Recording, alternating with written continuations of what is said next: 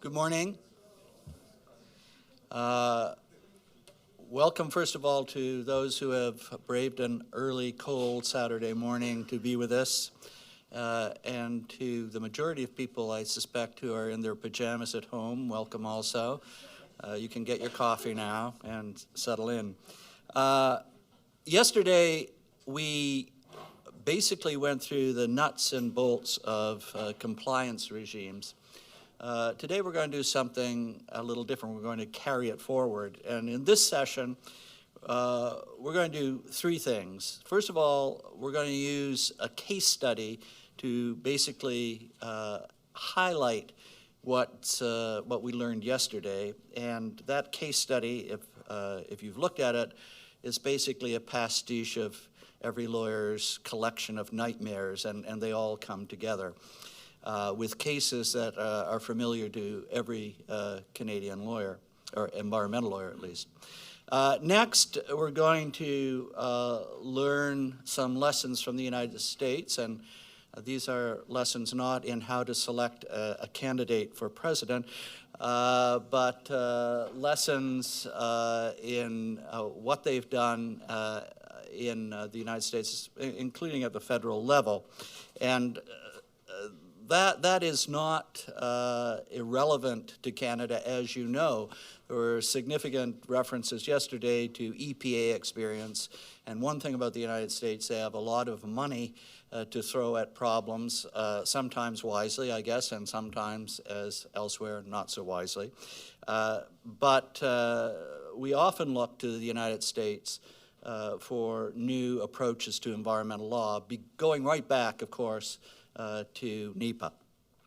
And finally, we're going to listen to a piece on intelligence-led environmental enforcement. Now, intelligence-led approaches have been used in criminal law for some time now, and Heather McCready is going to talk about how some of those approaches may be transferable to an environmental situation. So we'll begin, first of all, with the case study, Every Lawyer's Worst Nightmare, and it is with Jennifer Fairfax we begin, who is a partner with Osler, Hoskin, and Harcott in Toronto.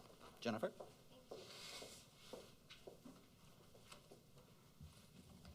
Yes, that's going to need to be lowered to a great extent. Hi. All right.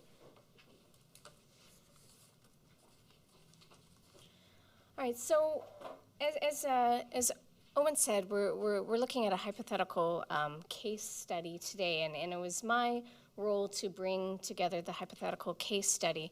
And you know, I thought, can I use one case? Is there one big fact scenario out there, like Bloom Lake or Mount Poly or something that I could use as the example? But really, we don't have a lot of case law on those decisions. So what I ended up doing was crafting one, putting it together using various different cases, and coming up with something that is kind of a disaster scenario or a client's worst nightmare.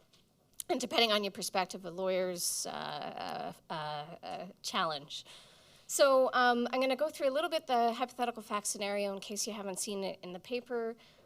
There's 5 overall lessons learned in the paper. I'm not going to focus on all of them because we've covered a lot yesterday. Yesterday we went through a lot of the inspections, investigations, know the difference and understand that, so I'm not going to cover that. I'm not going to touch on search warrants because that has been covered as well. But I'll be focusing in a bit on relationships with regulators. That actually should say regulators, but you should have a good relationship with regulations as well. And then also focus in on due diligence and a little bit on employee interviews as well in the context of our hypothetical fact scenario. So with a very recent case that came out, I guess, October 2015 in New Brunswick, the Strata bound decision. It's a mining company. It was faced with charges under the Fisheries Act and convicted for releasing a deleterious substance. And a quote from that decision I think is quite apt. Obviously, in today's environmental landscape, the polluter pays principle is prominent. We're seeing more and more of it in the civil realm in the courts and in the quasi-criminal judicial realm. So this quote I thought was quite apt to start off our discussion. Flagrant abuse of the environment resulting in harm or potential harm is not to be tolerated because the protection of the environment is essential to the health and well-being of all creatures and plants living on this planet. Polluters must pay for the cost of their illegal actions. So keeping that in mind, a couple caveats before we go into the hypothetical fact scenario, and I'm going to steal from Roz Cooper from yesterday.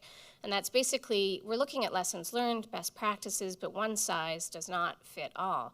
So your best practice is your best practice in the circumstances, but if the circumstances are changing, you're going to have to adapt to your best practice. So that's the hypothetical study that we'll present as a lens, but keep that in mind. But really what I think is key in my view, I'm a litigator. I like the courts, but I'm also an environmental practitioner. I have a hybrid practice, and what I think is key is working with regulators. And why is that? You know, as a company working with them, collaborating with them, obviously you have a good business, you want a good business reputation in today's world. But and I'm going to steal from Roz again, but I have very virtuous clients who want to abide by their environmental obligations, who don't want to pollute. And so this is the reality we're dealing with. And quite frankly, the risks are just too high to ignore environmental violations. So, okay, moving to the fact scenario. So what we have is a gold mine. It's in financial distress.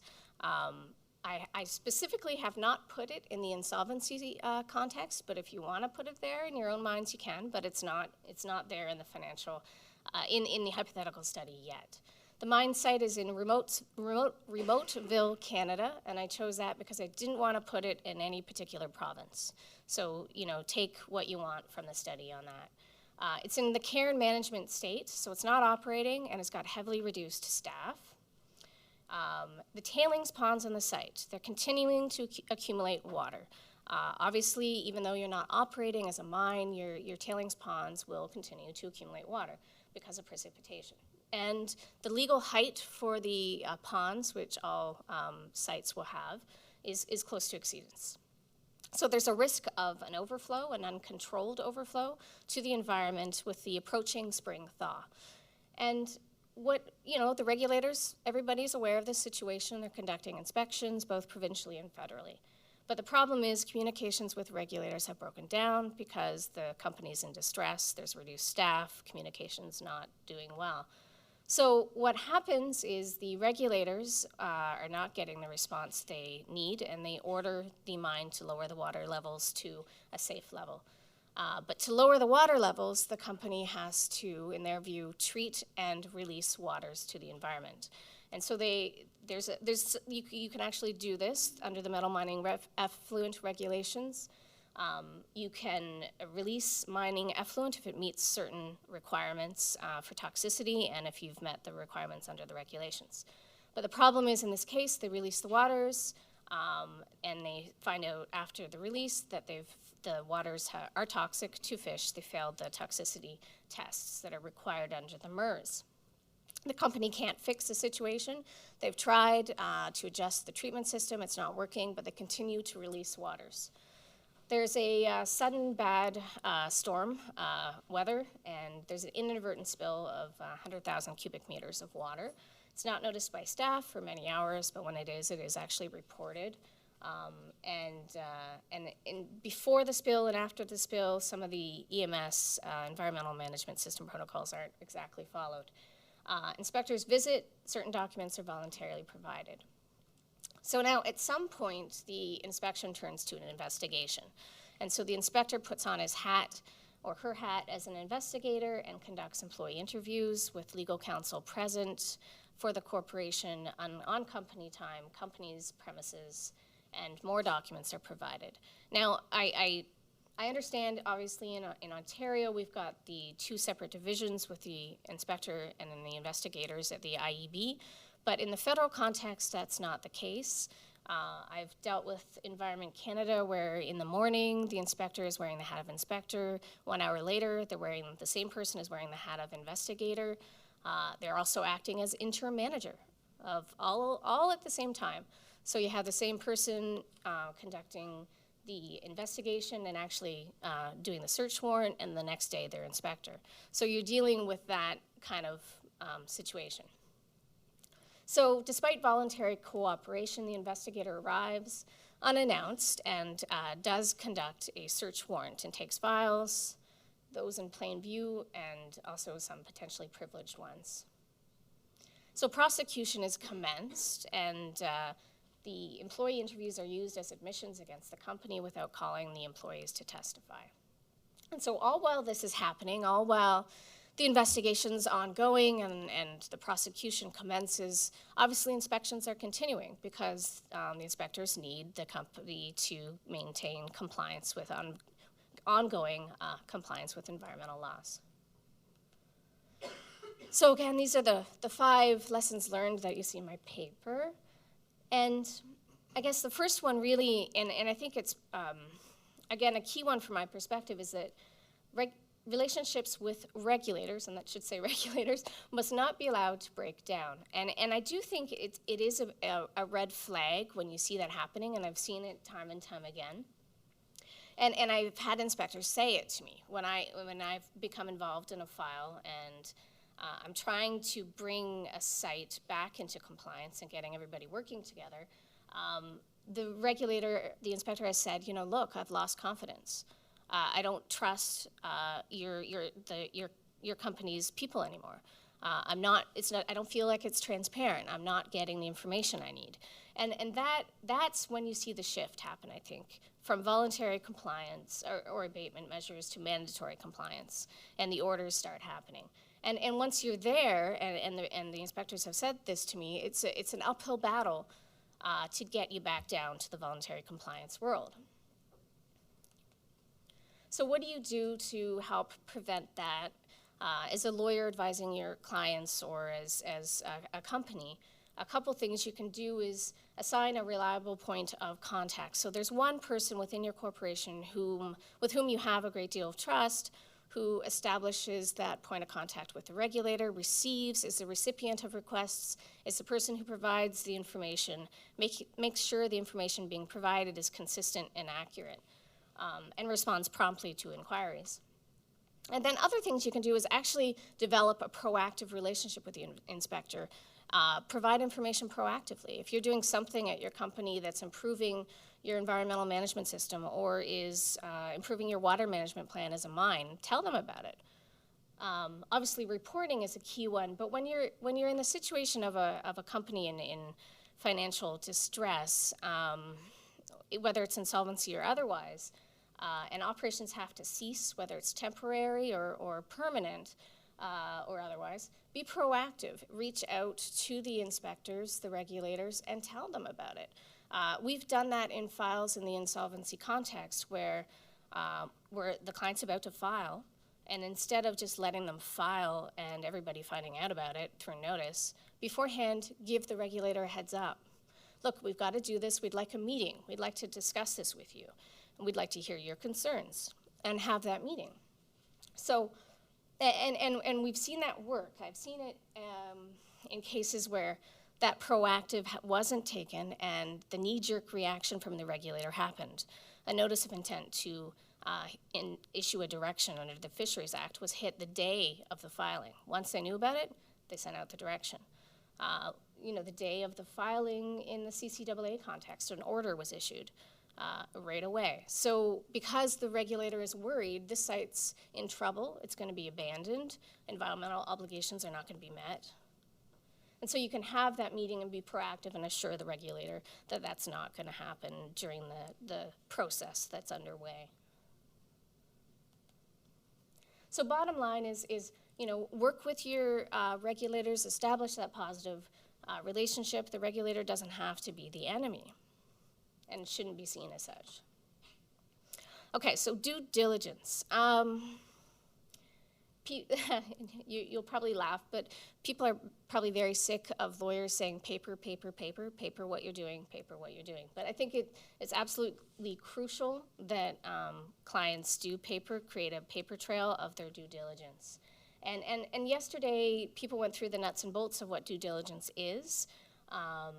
And so I'm not going to go through the test by any stretch of the means, but I think getting a sense of what it means to a court is important when you're looking at this hypothetical fact scenario. So what is all reasonable care? So due diligence, one aspect of it is all reasonable care by establishing and implementing a system to prevent an offense.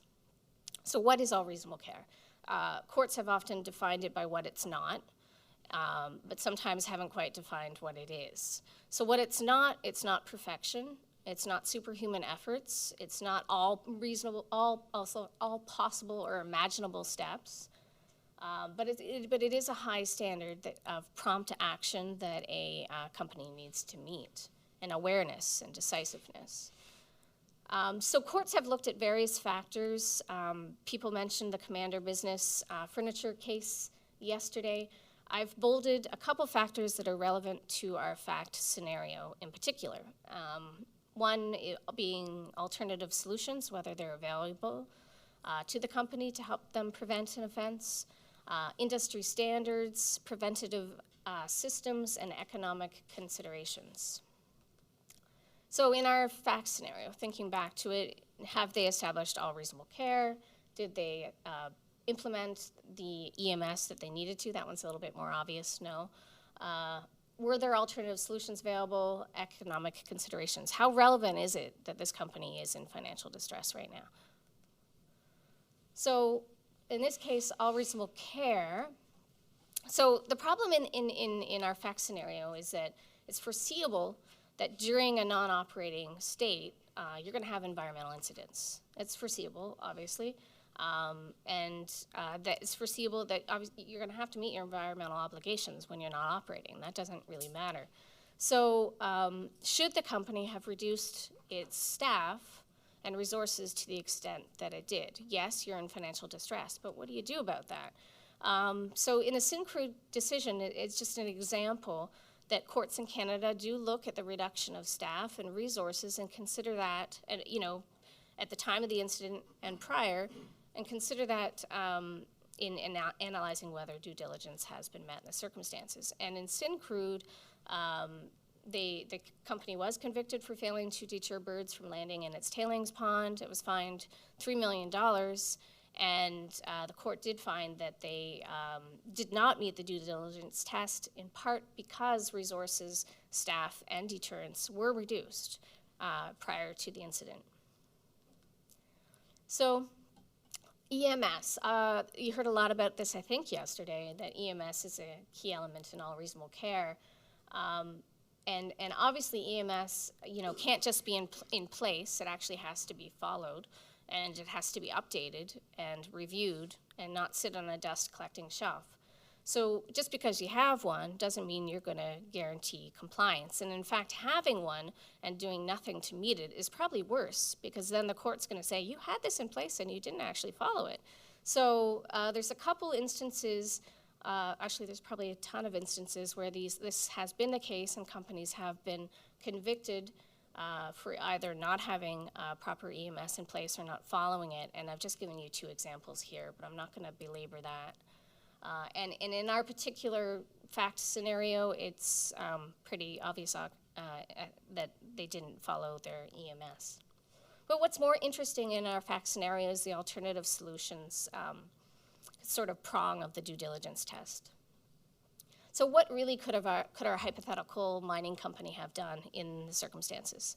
Because they don't have funds, they don't have staff because they don't have funds. They are sitting in a situation where the water levels are rising just because of precipitation. They can't do much about that. And to belabor the analogy, they're working upstream against this ever-increasing water levels and the approaching spring. So what reasonable, feasible alternatives are available to them in those circumstances? And that reasonable, feasible is an important concept when you're looking at what alternatives should the company have put into place. And courts will look at what was reasonable and feasible in the circumstances when looking at the reasonableness of care. And this is just a quote from Syncrude that highlights that reasonableness of care is often best measured by comparing what was done against what could have been done. But when you're looking at what could have been done, you have to look at what's reasonable in the circumstances, and that includes economic considerations. So now, economic considerations, the fact that this company was in financial distress, how much does that matter to courts, to prosecutors? It's a little bit difficult to say, because you still have to meet your environmental obligations. You have to try to meet your environmental obligations. And some courts will consider it and some haven't considered it, but it's a reality. And I think the Commander Furniture, business furniture case is helpful in looking at this factor in particular. And what that case helps illuminate is that, yes, obviously costs alone can't be determinative of due diligence.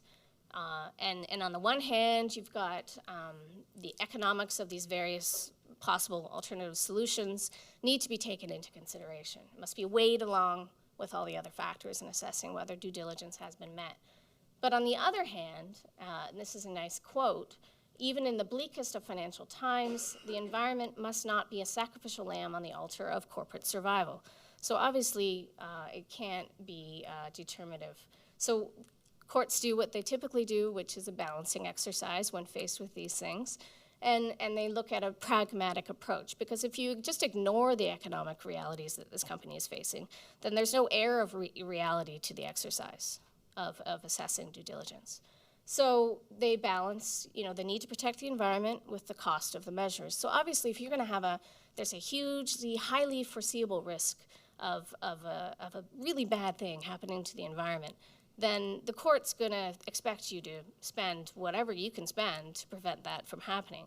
But if you have something that maybe there's 1 in 1,000 chance of a rainstorm happening, 1 in 1,000 years that a rainstorm of this magnitude would occur that would cause you to have an overflow, and that's what you're told by your consultant, you probably don't need to spend the tons and millions of dollars that consultant says you need to spend when you're in financial distress. So you have to factor in the risks, the foreseeability of the damage or the potential damage. So our company was trying to abide by its obligations. It needed to lower the water levels. It knew that. It kept everybody on the up and up. It told the regulators what it was doing, and it tried to treat and release, but it wasn't working. So, and is this company in the situation where it's faced with a greater evil? If it doesn't treat and release in a controlled manner the waters, then they could have an uncontrolled release to the environment that could be worse, that could cause the dam to breach and more waters to be released. So what do they do? And what is their alternative in the circumstances? With limited funds, can they rent a water treatment system? How much time would it take to get that in place? Where can they get it? Do they have parts? Is there time before the spring thaw? All these factors need to be taken into consideration when assessing due diligence. So then we come to StrataBound, which was one of the key cases building into the fact scenario, just because it was recent and it's on point with mining companies and water management issues that we're seeing a lot of lately. In particular, the Mount Poly breach, I think in 2014. So this company was actually in financial difficulties. It was facing dissolution. Its treatment system for the mine effluent wasn't working. It was having constant consecutive failures and wasn't able to fix it, but continued to release the waters. And some extreme weather did occur. There was significant rainfall, and so the water levels in the mines was at a bad critical stage. And they notified Environment Canada of that. And so they were facing this very situation. They're under pressure to discharge in order to increase their capacity of the pond so that they don't have this overflow. Environment Canada actually attended a planned release of waters to the environment to avoid this critical possible overflow, and inspected, monitored the discharge, took samples of it, and found that the discharge was toxic to fish. And the company, through all this, ended up being convicted. Now, the sentence was about $75,000, but this was actually pre-minimum fines before the Environmental Enforcement Act was passed, increasing the fines under the Fisheries Act to its minimums. So what were the lessons from StrataBound? Well, the court convicted the company despite its efforts, despite it keeping the Environment Canada up to speed at all stages, and despite its financial situation. So the court said that unexpected or extreme weather won't excuse a lack of due diligence. The vagaries of nature do not excuse the need to protect the environment. A lack of preparedness and inexperience is not an excuse. So yes, company, you were trying really, really hard to do what you should do, but you didn't know how to do it, and you should have gotten help. They were in over their heads, according to the court. And the court stressed, and we'll see this in cases time and time again, especially under the Fisheries Act, but there's no proof of actual harm to the environment is needed for a conviction. It's just the potential of harm that's needed. Now, in sentencing, the court did say, yes, we always take financial distress or financial economic considerations into assessing the proper sentence in the circumstances, but still felt that a fine was needed because of general deterrence to tell other minds, look, you've got to be careful here, and use it as an example. So I'm not going to go into a lot of detail on Mount Poly because I don't really know how much time I have. Okay, so you'll see it in my paper, pages 11 to 14. Mount Poly obviously is a notorious example, I suppose, in Canada recently of a situation, emergency environmental situation. But what really has come from it are some recommendations, which might affect the industry standard that's applied in the due diligence test for mine companies. We'll have to see. But industry standard is one of the factors that are taken into consideration by courts. And the Mount Poly recommendations obviously focus in on tailings ponds, on tailings storage facilities, otherwise known as tailings ponds, and have some specific recommendations for water management. And just yesterday, my colleague, Jack Coop, who made a presentation yesterday, forwarded me an email of a mining company who has been convicted as of yesterday, I think, of water management violations under the Fisheries Act. I'll have to, it's in my phone, but I'll have to get the name of it later. If anybody wants it, let me know. But they were convicted and sentenced to $175,000, again, for these water management issues. So it's obviously an ongoing concern, and particularly in the environment, I think in Canada, with a lot of mining companies that are having financial issues with the commodity prices being down. So the next lesson learned after due diligence, I suppose, would be the inspections investigations divide. Again, I'm not going to go into that. Obviously, our hypothetical fact scenario, the company didn't treat inspections and investigations really any differently, and query whether they should have. Again, it depends on the circumstances, whether you cooperate in an investigation or not. But that was the situation they were faced with. In the paper, I do have a table that I think Jack and I carry over this old PowerPoint table from presentation to presentation, but I put it in my paper, and you can see it here, but it just gives you kind of a primer on investigations, inspections, and the difference between them.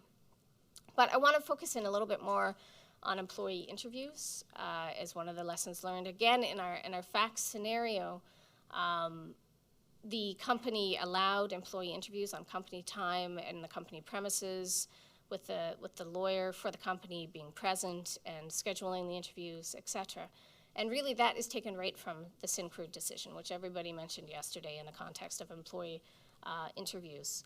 And you know, really, it's everybody has a different practice in terms of whether employee interviews in the context of an investigation should be permitted or not, or whether to do them or how to control them. But you need to know the end game or the potential end game so you can at least make an informed decision in the circumstances. And Syncrude tells you one of the worst case scenarios of that end game, which is if you allow the employee interviews on company time with company counsel present saying that they're representing the employees as well, you could, and the employees, you know, sign the statements. The employees' statements could be used against the corporation at trial in a prosecution without the Crown having to call the employee to testify. So know your end game before you start dealing with these employee interviews. And it makes a lot of sense, I suppose, under environmental legislation. Companies, there's statutory provisions particularly allow companies to be convicted of offenses just because their employee did it, right? So it's permitted under statute, and so you need to understand what could happen here. Search warrants, again, in our particular fact scenario, a search warrant was carried out. It was carried out even though the company was voluntarily cooperating and providing documents and letting employees be interviewed. And that can happen. And I've had that happen myself to companies. And I guess Jack and Jack Coop and Roz Cooper and Paul McCullough yesterday went through a lot of this, so I'm not going to belabor it. But one thing that I actually did experience, and I think it's interesting for corporations undergoing the experience to know, is that there is generally a time frame in which these warrants can be executed between 6 a.m. and 9 p.m. And there's some courts have given a little bit of leeway to that. In certain circumstances, but I have had investigators show up with the RCMP and insist they can stay there as long as they want to midnight and beyond. No, that's not reasonable in the circumstances, and the company doesn't know that. They don't know what to do. And sometimes these companies are in remote areas. They don't have lawyers on site. And you need to be ready as a lawyer to understand the parameters in which a search warrant can be conducted. Get on the phone with the investigator and tell them your position, and if they insist they can still remain for as long as they need to, or otherwise, then paper it. And again, paper, but send them a letter, outline your objections, and then if it goes to prosecution, you've got a record of some of the objections to the way that the search was conducted. So overall remarks, in terms of concluding remarks, just some takeaways. I'd be interested though to hear, because obviously the fact scenario has a lot of elements to it where things go badly for the company. So if others have thoughts or questions or that they want to discuss, the point of it was to foster discussion. Okay, thanks.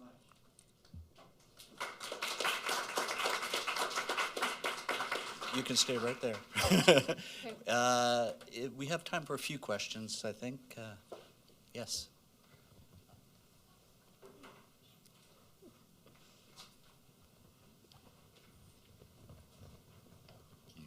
It was an excellent presentation. Thanks very much. I find that when there's a situation like that, you have a spill to the natural environment, but that's just the beginning. It's an indication, as you said, that companies in financial distress, they may not be able to manage the situation. And when the Ministry of Environment gets on that situation, number one, right under Part 10, I don't know if this is working anymore, but under Part 10 of the Environmental Protection Act, it's clear that you definitely have to restore the natural environment. So whatever contaminant is spilled, that company is responsible, regardless of due diligence, whatever, and so they have to restore the natural environment for contaminants that have been spilled. And what we're focusing on when we get to the prosecutions you're talking about is what happened before that incident. Going forward, though, if the ponds are still, way above, et cetera, then you're dealing with potentially an order, probably for sure, to basically take measures so it doesn't happen again. And the key thing I find that the government may do, at least at the provincial level, is they may go in and do the work themselves. Right. And that's where the financial district, look, if there's a company that can't manage it, they can't sit there going, look, we don't have the money to invest in it. That's where the province, and I'm sure the province, we don't have any money to do that, but we do have an emergency response fund, and we do go in, as you know, in certain situations and cause work to be done. Some very long legacy things like Deloro. But the reason why I think that's important is because the government sometimes does go in. The difficulties, from the insolvency situation is right when we do, we lose all sort of the order now being seen, we have no, Then you're just stuck in that's the right, queue. we're stuck. But that's not the point. The government does have the ability, if it needs to make sure it doesn't happen again, and they can cause work to be done. And right when the government issues that order, actually the company can't do anything. It says right in the legislation that right when you cause work to be done, you issue that notice, the company can't do the work. They have to step back. They're going to face an order to pay costs. And so the reason I just said that through is because by the time you get to court a year and a half later, all of that may have taken place, and the only focus on the court is what happened for that, going back to your thing, somehow they allowed that discharge to take place. Did they not test for acute lethality? We don't know. I mean, in your test situation. They allowed this thing to go to the water. They should have, right, under especially the MESA regulations or whatever. They should have tested for acute lethality. And right there, I would be saying, okay, so you allowed it to go through, but you didn't test before it went to the acute lethality. That's a problem. But that's what I find about prosecutions, is they focus on those 2 days or 1 day, but the story always goes on way beyond that. And at the prosecution, of course, it may come out, but it's irrelevant at that point to what happened right to the initial spill. And so that's why I go back just to the story of the prosecution is just a freeze frame. I find that all of a sudden there's a bunch of things that go on afterwards, Oh, yeah. including orders and including sometimes where government has to step in and take over the cleanup. Yeah, and what's difficult about the acute lethality test is the test can be run, but sometimes for one of them in particular, it takes 3 days for the results to come back. So then sometimes the water's out. It's gone through the system, it's out. And then you find out 3 days later, oops, we failed the toxicity test. So it's a problem, yeah. Hi. My question is, you mentioned that inexperience is not an excuse, you should hire an expert. So say you do exactly that and they're not able to, it's still failing the treatment. What say that same situation, what kind of happens then? That's a good question. I mean, it's a factor that would come into play. Would that have changed the court's ultimate decision in finding that the company was over its head, which I think in Stratabound was a key factor for the court. If there had have been an external consultant who had been hired and also couldn't figure it out, and it was just these ridiculous, crazy circumstances, maybe that would have changed the outcome. Can I have just a very short question, or if not, I can. I'm wondering, you can paper all concerns. Is it a reasonable ground for, like, if your concern is I need to take action now and providing the information you need for the investigation would require too much time, I don't have the resources, is that a valid concern? Like if you're working on taking action to resolve the situation? Yeah, it is. I think it is. If you're in the situation where you're working with the regulator and they tell you gotta do this by a certain date and there just isn't time to implement it by that particular date, you can't get the parts. Once you get the parts, like say you can't get the parts for 4 weeks. Once you get the parts, it's another 4 weeks to implement. All of that I think does need to be taken into consideration, but how did you get to the stage where at the emergency where, there isn't enough time left? Maybe before that you should have been doing stuff. So it all becomes part of the big picture. It's hard to really say, but I do think it's factors that I have had regulators take those types of things into consideration. Can I ask just one last question, because I think for the average person in the street, this might be an issue. You talked about economic consideration / financial distress. Yeah. I think everyone would understand that it makes sense that there should be some balancing for society as a whole in terms of how industrial activities should be conducted as opposed to protecting the environment. I think everyone would understand that at sentencing, you would take into account the particularities of a company when you assign a fine, including financial distress. Yes. I think the one that's most counterintuitive, though, and I guess it comes up in Commander Furniture, is the proposition that you take into account the particularities of the company when you actually look at due diligence. That due diligence is not something that's set by society as a standard, but it would actually vary with the financial ability of the company. Is there any pushback against that idea? Because I think a lot of people say, well, if they can't meet the societal norms of that trade-off, then they shouldn't be doing business. Well, yeah, the cost of doing business factor. Well, I don't think it's quite that in Commander Furniture or in the other cases that like the financial distress always would lower the standard that's applied to the company in the circumstances. It's just part of the entire matrix that a court will look at, and it's something, the economics of the company is not something that really should just be ignored in the circumstances. And I think that's because, and again, it always depends on the circumstances. What is the offense we're dealing with? Is it, the offense of not filing reports on time? Is it the offense of releasing, 100, a little bit to the environment? Is there's a huge quantum? What's the level of harm? All of these things come into play. So a court's gonna, if the foreseeability of the harm is high, if the severity of the harm was high, and the company knew that and didn't take the measures that they should have taken, a court's gonna find them guilty even if they're in economic distress. Sure. And they do look at what society is gonna expect in those circumstances. Okay. Thank you very much. Okay. I think it's, thank you, Jennifer.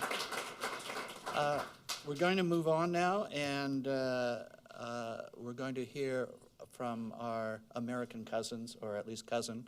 And I'd ask you to welcome Jonathan Leo, who is with a practicing attorney in California, which is where most of us would prefer to be right now. So welcome, Jonathan. Thank you, Owen. I'd also like to start by thanking the Canada Institute for Resources Law and Alan Ingleson in particular for giving me the opportunity to be here today. It's an honor and a pleasure, both. My purpose here really is to give you some perspective on American environmental law and really in the context of what I've been hearing, what I heard yesterday, what I heard again this morning in Jennifer's presentation, some sort of the way that much of what you described in the Canadian environmental regulatory and statutory regime is or would be accomplished or handled in the U.S. A couple of things immediately jump out at me in terms of what Jennifer said that I'd like to point out. And the first of them is that it's impossible to overstress the importance of a regulated industry developing and maintaining good relationships with its regulators. In many cases, one regulated business in the U.S. will have ongoing relationships with a number of regulatory agencies, both municipal, sometimes county as well, state and federal, depending upon what kinds of materials it handles, treats, disposes of.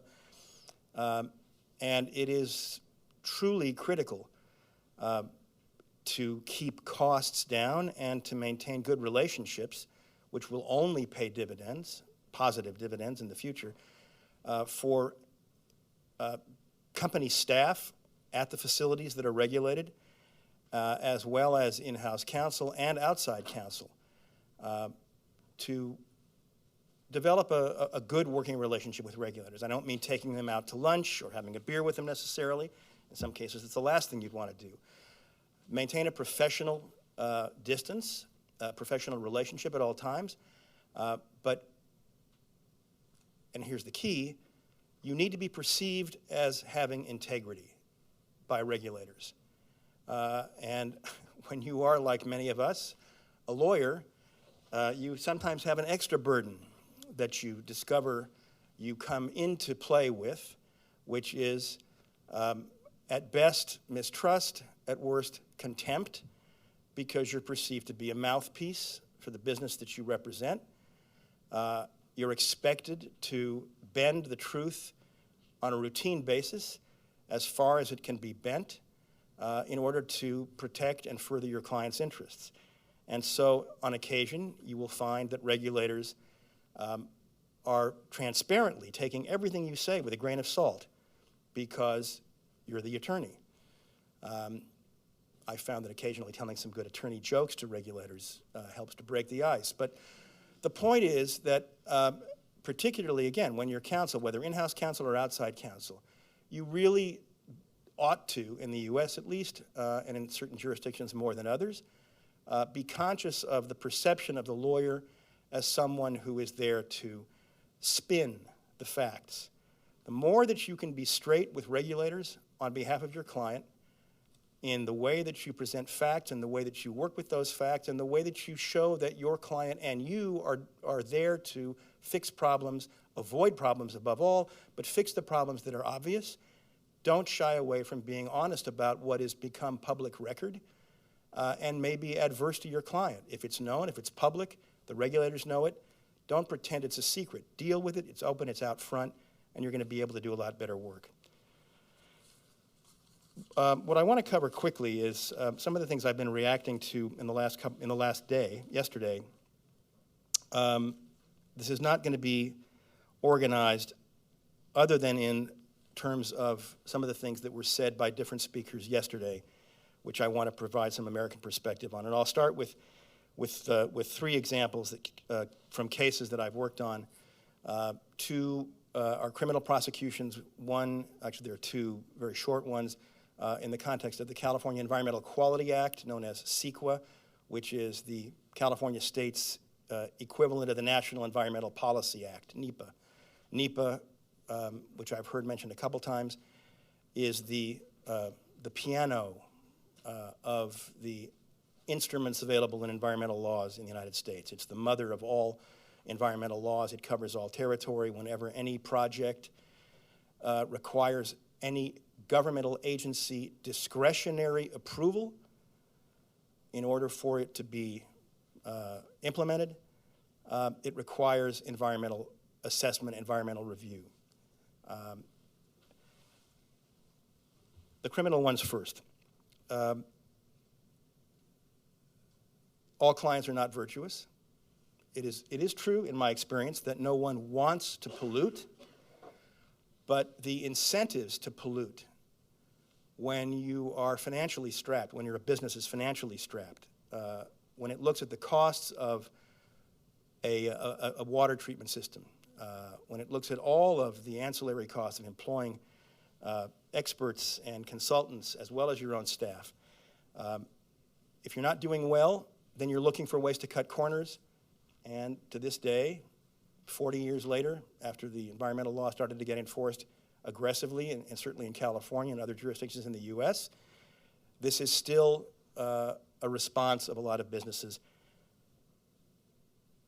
Get rid of the waste without paying the right fare. So, in Los Angeles, in the early 1980s, there was a liquid hazardous waste storage and transfer facility situated in East LA, a very heavily Latino area, lower middle class and poor Latinos. It was a triangular yard facility that was at the apex of the triangle, two freeway systems crossed at the top of the property. That's an important fact you should learn in a moment.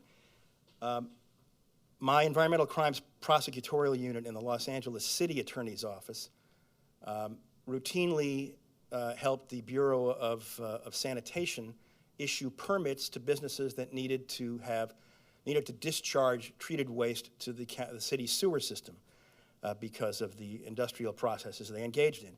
You can't discharge waste to the sewer without a permit, and the waste you discharge must be within, from a pH perspective, between 5.5 and 11 on the pH scale. Not too acidic, not too base. There are constituent limits, there are banned constituents, et cetera. So there's a very elaborate regulatory system. One of the inspectors for the city of LA, who we routinely dealt with when there were issues, he would bring violations to us, we would evaluate them, we would decide what we wanted to do with them, came to us to tell us that he was going to be retiring from a career of over 30 years in government. This will also give you a perspective on some whistleblower ideas as well and where they can come from. And he said, and he's a guy we dealt with for maybe a year and a half or 2 years, very nice, pleasant guy, knew the system backwards and forwards, and he said he had a confession to make to us. He said he had just been diagnosed with terminal lung cancer and perhaps had at most a year to live. And it had given him perspective, he said, on his life and his work, and he needed to talk to us about some things that had been bothering him about what he had not done while he was on the job. And one of the things he told us about was this company called Capri Pumping in East LA, where he said he had allowed himself to be taken out to lunch by the owner of the company on a regular basis.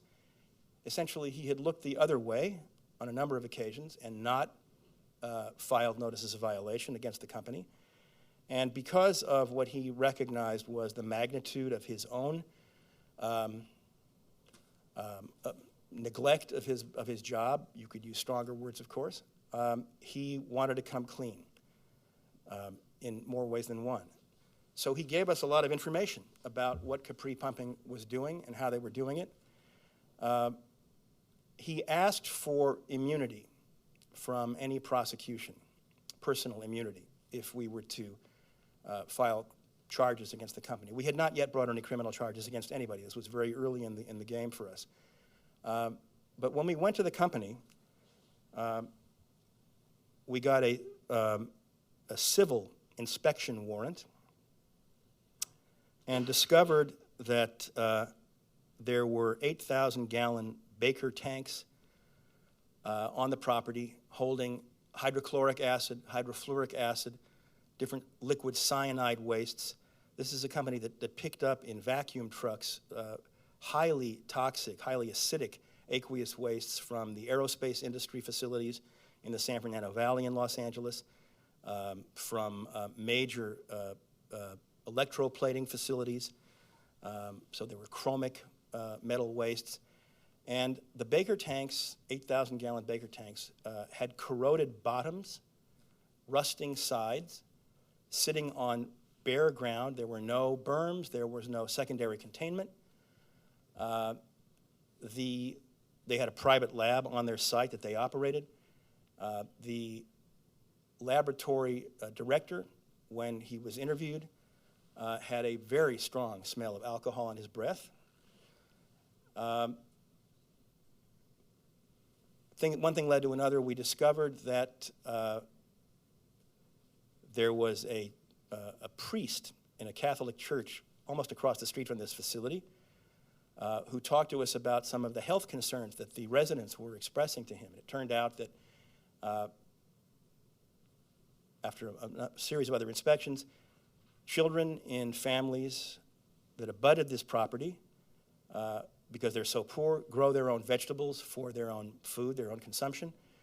And the children had elevated blood lead levels as a result of the uptake of these metal wastes that would go into the ground under the facility, down across gradient, be sucked up by the roots of these vegetables that were being planted in the backyards. So the vegetables they were eating had lead levels in them as well.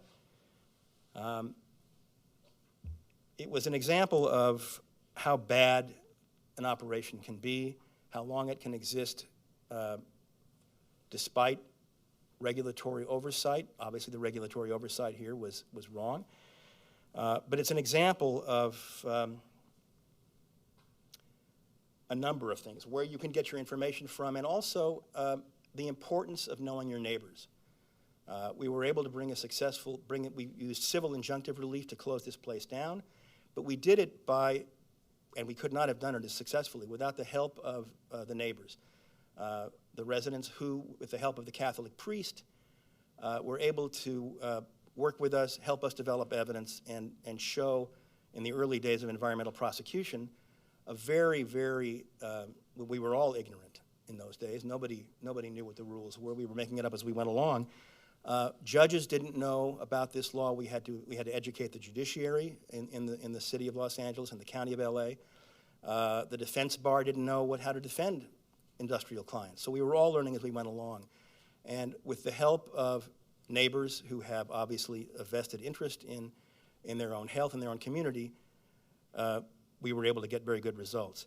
Another example, and this is a criminal warrant situation, a major internationally traded metals company in Los Angeles, which had a block square facility, industrial metals processing facility. They were traded on, I believe, the New York Stock Exchange.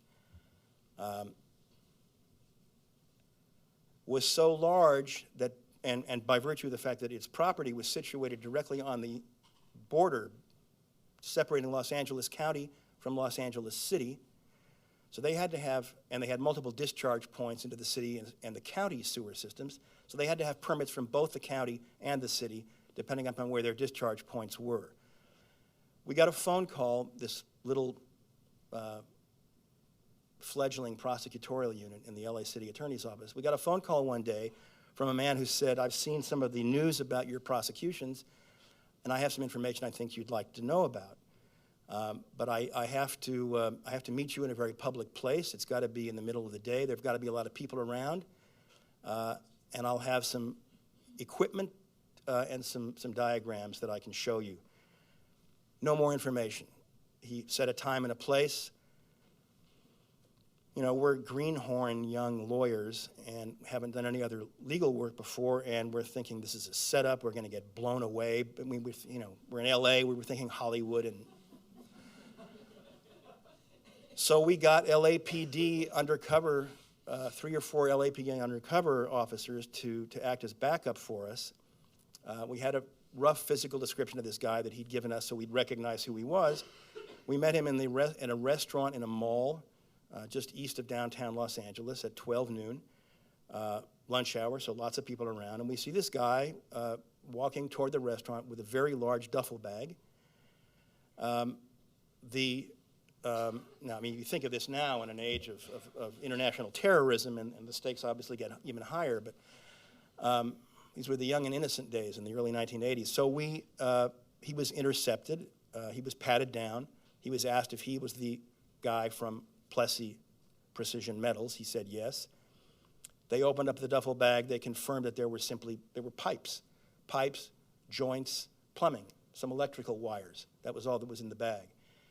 He proceeds to tell us, as we have lunch, that the reason he came forward is because he has now finished and is on the wrong end of a wages and hours dispute with his employer, and feels that he's been stiffed, has been treated unfairly, has made a complaint within the company.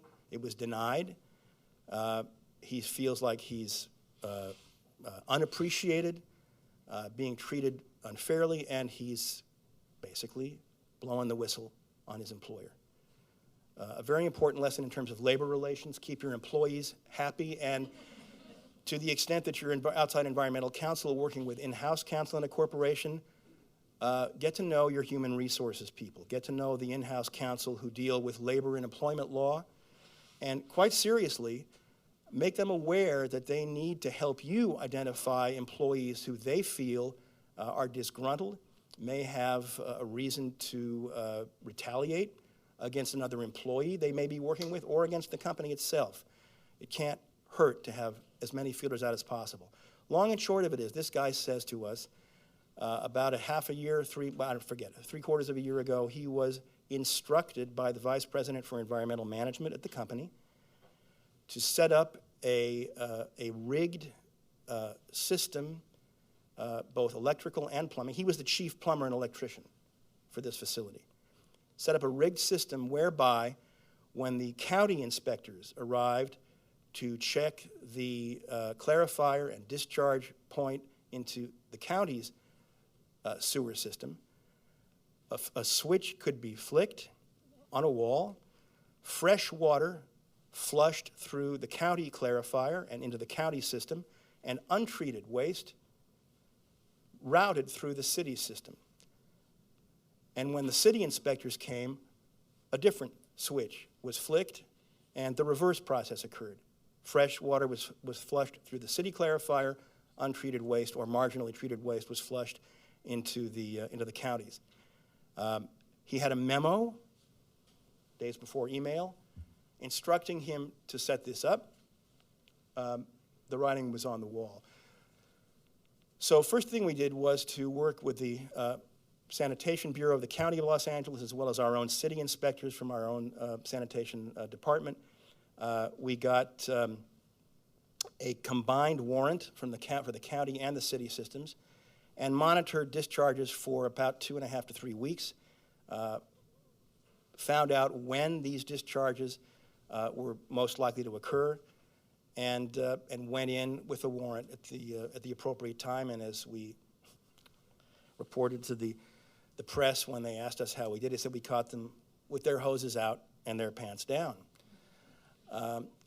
It was one of the easiest cases we had because the evidence was there. We put one of these, the vice president for environmental management, actually in jail for 30 days. It was the first time a corporate official had ever been jailed in connection with a hazardous waste violation. It shows about the importance of warrants. Talking about the timing of a warrant, there was another case in which we found, after going after the wrong company for violating sewer discharge ordinance of hazardous waste violations, that they in fact did not use the chemicals which were showing up in their treatment system. So we started putting up, with the sanitation department's help again, we put samplers upstream in the sewer system and ultimately found the entity that we thought was responsible for these highly acidic metal discharges. The acid levels, I think, were from 0.8 to 1.3, so way, way below the 5.5 limit. And the danger with this is that reactive chemicals in the sewer system can cause explosions, can cause gas releases, can kill sewer workers, can come up through vents in buildings. There's a serious public health hazard potentially here. We discovered that between 2 and 4 a.m. this company was, and they were bumper platers for Volkswagen and a couple other companies near the LA Harbor. And between 2 and 4 a.m., they discharged almost untreated, highly acidic liquid waste directly into the sewer. We came in, authorized by the magistrate who issued the warrant at 2 a.m. with LAPD, LA Fire, 2 sanitation department workers, and took samples and got the results that we expected to get. The president of the company harangued me for about 25 minutes about how his uncles and his parents had left Nazi Germany to escape the Gestapo, and lo and behold, he was finding the Gestapo present here in Los Angeles, destroying his business. Now, as a Jew, this was harder for me to take, perhaps, than it might have been for others. I discovered that the sort of the steely mode of just sit there and keep your mouth shut approach to this that I was instinctively taking served me very well. But it was also an example that I carried with me as an attorney in private practice, because I realized that there are a lot of people who find the idea of environmental law being used as a criminal enforcement tool against businesses is beyond belief and something to be ridiculed and eliminated as quickly as possible. And I appreciate your reference to the American elections, because we're hearing it again. It's an idea that doesn't ever go away. But it's important to understand the corporate culture of your clients. There is an incomparably wide range of ways that businesses interact with and accept or don't accept regulation. There's a wonderful article in a new issue of the Natural Resources and Environment magazine published by the American Bar Association devoted to environmental enforcement. And the title of the article is, "An Environmental Crisis is a Terrible Thing to Waste." And the idea of the article is that as corporate counsel, you should look at, if it ever happens to your client, a genuine environmental crisis, and a crisis along the lines that Jennifer was describing, perhaps not with a company that's on the verge of insolvency, but one that has a catastrophic failure of its environmental management processes and results in a real, not theoretical, not potential, a real harm to the environment or public health. That's the time when you need to really get the attention of the officers, of the people who you deal with in the corporation, and clearly something went wrong in a big way. Whatever kind of environmental management system or environmental audit system they may have had in place failed. You need to do obviously the failure analysis, but when you have finished that immediate process, regardless of what the outcome is in terms of enforcement, this is your opportunity, you're never going to have one like this again, to start to work with, and you have to find the right people inside the corporation to do this with, who understand how critical it is to develop a corporate compliance ethic that works from top to bottom. You need, wherever possible, and I'm now talking about pie in the sky. There are a few places that are really great, but they're very, very rare. At virtually every managerial level, in virtually every aspect of the corporation's activities that impacts regulation, and particularly environmental regulation and public health regulation, you need to have managers who have internalized this ethic of the importance of environmental protection and the importance of public health as a business obligation. This is what is called it's an aspect of what's called corporate social responsibility in the United States. This should be the goal of corporate hiring. This should be the goal of every corporate council, environmental council or public health council, who has to deal with the imperative within the business of developing the environmental management systems, maintaining them, tweaking them. It's not something that you set up, press the on switch, and walk away from. This is something that requires constant care and attention, constant tweaking, constant interaction within and among the employees of the business. If you have consultants, working with them as well. I won't belabor the point anymore. I want to quickly mention an area of enforcement that I don't think is existing in Canada, or exists in Canada. You'll correct me if I'm wrong. We call them citizen suits in the United States. The formal legal term for it is a private attorney general. Most of the environmental statutes in the U.S., Clean Air Act, Clean Water Act, the Resource Conservation and Recovery Act, which is the solid waste, hazardous waste management law, have in their enforcement articles a citizen suit provision. And just to give you a flavor for what this, how this reads, this authority reads, it says any citizen, this is from the Clean Water Act I'm reading now, any citizen may commence a civil action on his or her own behalf against any person, including the United States and any other government instrumentality or agency alleged to be in violation of an effluent standard or limitation or an order issued by the administrator or a state with respect to a standard or limitation. The citizen may also bring a lawsuit against the administrator of the agency where there is alleged to be a failure of the administrator to perform any non-discretionary action. And there was a reference yesterday to lawsuits against, I believe, the EPA to force it to promulgate regulations, which the Congress had required in its authorizing mandate. This is an example of what a citizen can do in a citizen suit. The restriction is that, and there's a constitutional restriction, which I'll mention in a moment. The primary procedural restriction is that you have to provide notice before you file, if you're a citizen seeking to enforce on your own behalf, have to provide written notice to the agency, the violator, and the state equivalent in which you're located, that you have identified the following violations by the following violator, and that you intend to bring a citizen suit action within 60 days, unless, and this is the way the statute reads, unless within that 60-day period, the environmental enforcement agency with jurisdiction over this particular violation, the law says, commences and diligently is prosecuting an action to deal with the problem that you want to bring your citizen suit for. If that happens, you no longer have the authority to bring your citizen suit, although you can intervene as of right, as an individual, in that lawsuit that the prosecutorial agency is, or the enforcement agency is commenced and is diligently prosecuting.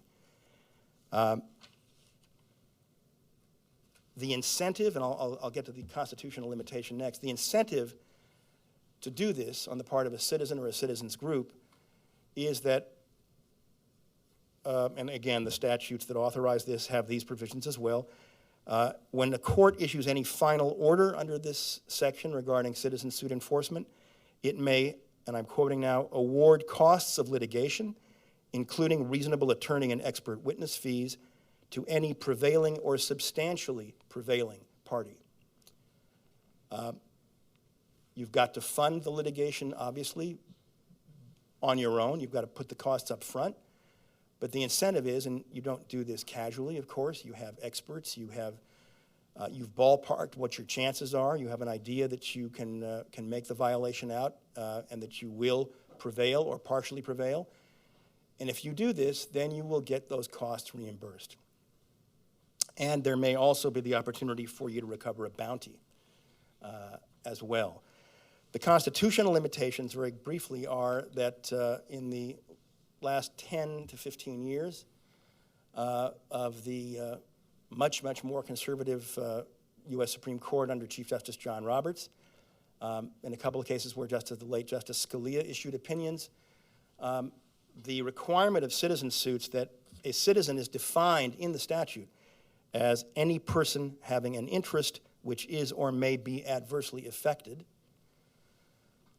That definition of interest that is affected has been narrowed dramatically by the U.S. Supreme Court in recent decisions, but not recent, but in several particular decisions, in an effort, clearly an effort by the court to eliminate as much as possible environmental nonprofit enforcement groups, Environmental Defense Fund, Sierra Club, Greenpeace, et cetera, Natural Resources Defense Council. You have got to be able to prove that there are members of your organization who have an interest, not necessarily financial, but a real life interest in enjoying, protecting, avoiding the particular harm that you are saying is caused by the action of this particular violator. In an effort to preserve a wilderness area, for instance, from logging, illegal logging or something like that. You have to be able to show that your members some of your members actually use and enjoy going to that area. It can't be a theoretical interest. One of the things that the presence of citizen suit provisions does to a regulated business is it makes you realize you have another shoulder to look over beside the one you thought you would have to look over. When you know that there are roving bands of concerned citizens ever zealous to monitor your compliance with environmental laws and regulations, particularly if there is a citizens group located in the neighborhood around which you're operating. I mean, in the U.S., at least, that is a red flag of reflective proportions, just enormous proportions. You cannot forget about these people. You have got to be conscious of who lives around where you work because, at least in the U.S., and certainly in California, New York, Illinois, New Jersey, places with very active environmental enforcement histories, neighborhood groups. There's also a whole area of environmental justice that I can't get into today, but that is a major source of empowerment to low-income and minority and Native American groups in the United States who understand that they are getting the short end of every stick that is put in the ground by any public agency or by any business. Hazardous waste sites disproportionately sited in neighborhoods that are low-income and minority. So there are people who themselves will get and can fund or fronted the money to put up air monitoring devices at their home property boundaries to pick up whatever is leaving your facility grounds. They'll have their water tested. They'll compare it to the public records of your water discharge results and see where they can make correlations. So you're not just dealing with regulators in the U.S., you're also dealing with neighbors, and you're dealing with, I think it's great, Robin Hoods. They're not stealing from the rich to give to the poor, but they're doing it in a different way. But there's a whole regime of overseers, public and private, that you need to be conscious of, and you need to develop good relationships with your neighbors as well. Time? Okay. May have a chance to say a few more things in the afternoon wrap-up session. I'll just close with a joke about the Superfund law, which in 1986 was reauthorized primarily to deal with innocent landowners who were, and banks who were lending collateral and had a very, very tiny index of possessory ownership of the real estate collateral during a part of the loan, who were terrified that an EPA run amok was going to charge them with joint and several liability for the cost of cleaning up a property they had nothing to do with in terms of polluting. The reauthorization of Superfund in 1986 was called the Superfund Amendments and Reauthorization Act, popularly known as SARA. And I was dealing with an assistant U.S. attorney in the Land and Natural Resources Division at a panel shortly after this, and he said, we actually think it's more appropriate to use an Old Testament name to describe the Reauthorization Act. It really should be called Rachel, which is Reauthorization Act, clarifying how everyone's liable. Thank you. We may have a few. Sure. We've got time for just think a couple. One from the web. Okay. What is the environmental bounty regime, and how does it work? I think somebody has an interest in making some money. Certainly. It's not a provision which, first of all, it's an exclusively statutory provision. If it doesn't exist explicitly spelled out in a particular law, it cannot be read into one. You can't make it a private arrangement. It's not common law. It's only statutory. When it exists, and I'm almost certain, I know it's in the Clean Air Act and in the Clean Water Act. And at last I looked, it was a $10,000 maximum award that might be given to any person who provides information regarding a violation of the statute or regulations,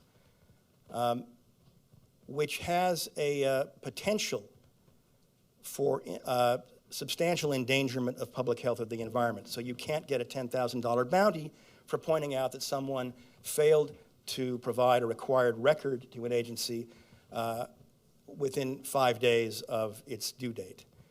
It's got to be a serious violation that you're bringing to the attention of regulators. It has to result in the investigation and a resolution adverse to the violator whose attention you brought the regulatory agency to. And if the agency determines, or the prosecutor determines that your information materially contributed to the successful investigation and prosecution of this violation, then you may be awarded the bounty. Another question, which is sort of along the same lines. Can you speak briefly about natural resources damages claims and how they relate to citizen suit actions? It's a good question. Unfortunately, I'm not going to be able to give a definitive answer to that. I know that natural resource damage claims they're relatively rare. And it's probably one of the more esoteric areas of environmental law in the United States, and typically requires the use of a particular kind of expert. I've worked with a couple of them before, although not actually in a resources damage claim action, natural resource economists who have very elaborate but also very compelling ways to put valuation on a wilderness area or certain kinds of, or a watershed. When, for instance, and I think this is going on I believe this is going on in New York right now. General Electric Corporation was issued a final order upheld after a legal challenge by GE, brought by the US EPA, I think also the state of New York, to clean up over 9 miles of the Hudson River that has been contaminated with PCB discharges from General Electric facilities on the Hudson. It requires them to dig up silt below the riverbed where the PCBs have gone down and essentially been buried. It's going to be a Herculean operation, and I believe there's a natural resource damage component of that lawsuit. Unfortunately, I can't be more specific than to say that where there is natural resource damage as a result of an environmental violation, then the agency itself or citizen enforcers, depending upon who it is, will initiate an investigation into the extent of environmental resource damage or potential environmental resource damage, natural resource damage, and then begin to quantify. There are regulations that EPA has promulgated, by the way. I'm unfortunately not familiar with them, but you can look that up, and if you can contact me, I can help you do that. I have just one brief question, and it goes to this whole question of citizen enforcers. A lot of environmental groups in Canada envy the groups in the United States. They would suggest they have advantages in terms of a litigious culture, which you're more likely to be impolite, for example, especially to government people. But they would also point to some of the legislation. Although we have provisions in Canada, some would say they're toothless at times, but we do have things like environmental bills of rights. I think what environmental groups here would really point to, though, is the funding. And you've talked about environmental groups in the States launching some very significant litigation. Right. Is this now largely a phenomenon of large groups like the Natural Resource Defense Fund and groups like that? Or is there actually room for small groups to pursue litigation, groups without that kind of funding? Right. That's a very good question. The answer is yes, there is room. But I think what I would do is distinguish between, as you noted, the national, and in fact internationally recognized groups, Natural Resources Defense Council, Earth Justice, formerly Greenpeace, Sierra Club, Environmental Defense, any number of others. It's a much more finite universe now than it was 25 or 30 years ago. There's another one that I would point out is probably not as well known maybe to people in Canada, but is increasingly powerful and effective in terms of species preservation and climate change, called the Center for Biological Diversity. Has a superb, just extraordinary group of scientists and lawyers working for it. But every one of those organizations sees and has the funds to make its scope of reach national. And so they are very deliberate and very careful in terms of what they go after because they have the resources to be very discriminating in a good way. There, however, is room for very small, in fact, this is going to sound disparaging, I don't mean it to be, one-trick ponies. If you're in a neighborhood, if you're in a community that is suffering a real problem as a result of industrial or commercial activity that for whatever reason is not getting regulatory attention and you believe is having measurable and negative effects on your health, on the quality of your environment in a limited way in your neighborhood, there are organizations that Citizens for a Better Environment is one of them. I think the name is slightly different now, but that focus on small communities and that make it a point of developing small community dynamics to go after very, very narrowly focused problems. Again, the way that, and there are states that have citizen suit provisions as well. California doesn't call it a citizen suit. California statute calls it the private attorney general enforcement option. Again, it's got to be in a statute. It's not a common law principle. But where it exists, then there is the opportunity even for these small situations and small groups to coalesce and become effective. Yeah. I missed one person, so this is the last question. Jonathan, thanks for the presentation. It's great to have you here from the U.S.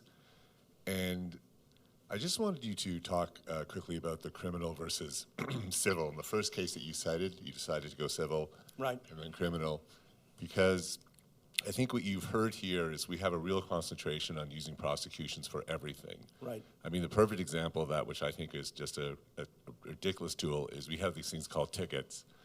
And these tickets will result maybe a $400 or $500 fine, but it's just another way of starting a prosecution. So for these very minor matters, if there's some sort of incident to the company, they can still basically say, we don't want to pay this ticket because it is a conviction, and you can have this long quasi-criminal trial. What you don't hear in this conference that much, because there's not that much use of, are civil tools. We don't sue polluters in courts like that. We don't use administrative penalties. And so we're stuck basically using these quasi-criminal trials for these things. And what I always find when I hear the U.S. prosecutors talk about these terrible incidents where you have this sort of, company covering things up for years and years, and you don't hear a lot of those cases up here in Canada. And I just always wonder whether or not we're so focused on using the courts for these matters that should be dealt with civilly, and we don't basically have the ability to take these resources for criminal stuff, which take a long investigation to uncover.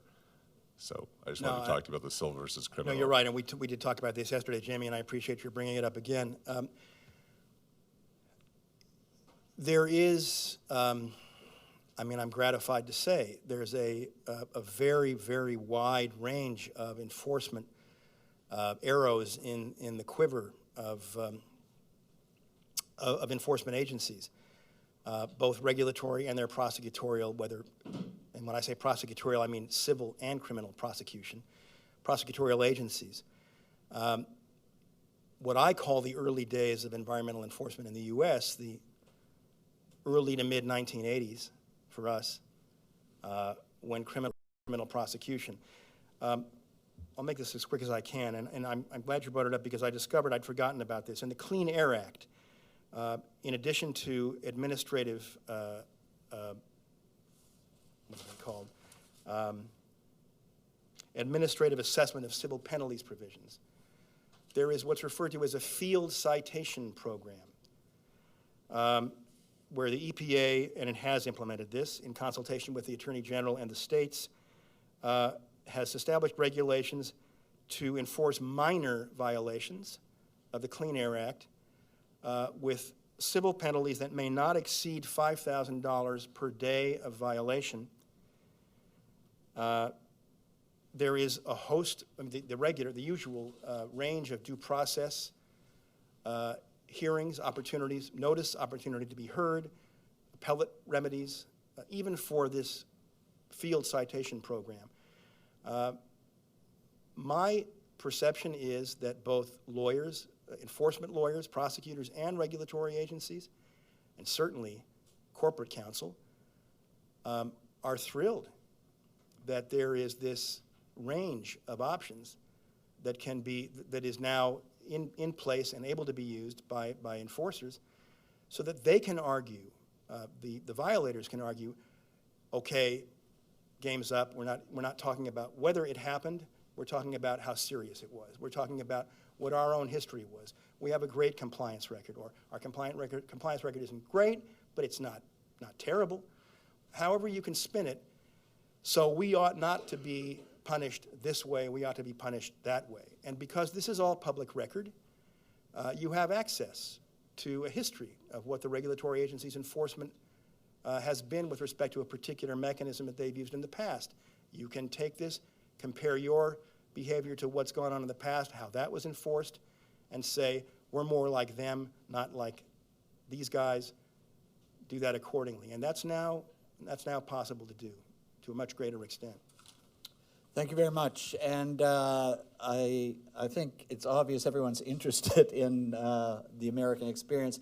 And I'll let you know right now that Jonathan will be joining us for the final panel early this afternoon. So this is not your only chance to take a shot at questions.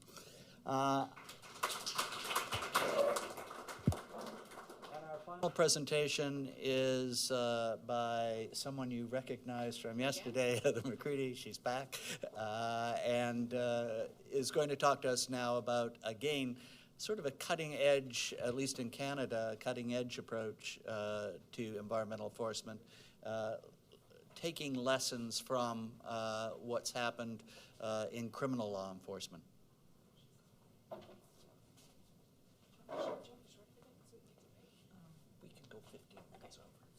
So we're just swapping presentations. What you see up there is what I did yesterday. So I'm going to do something a little bit different today.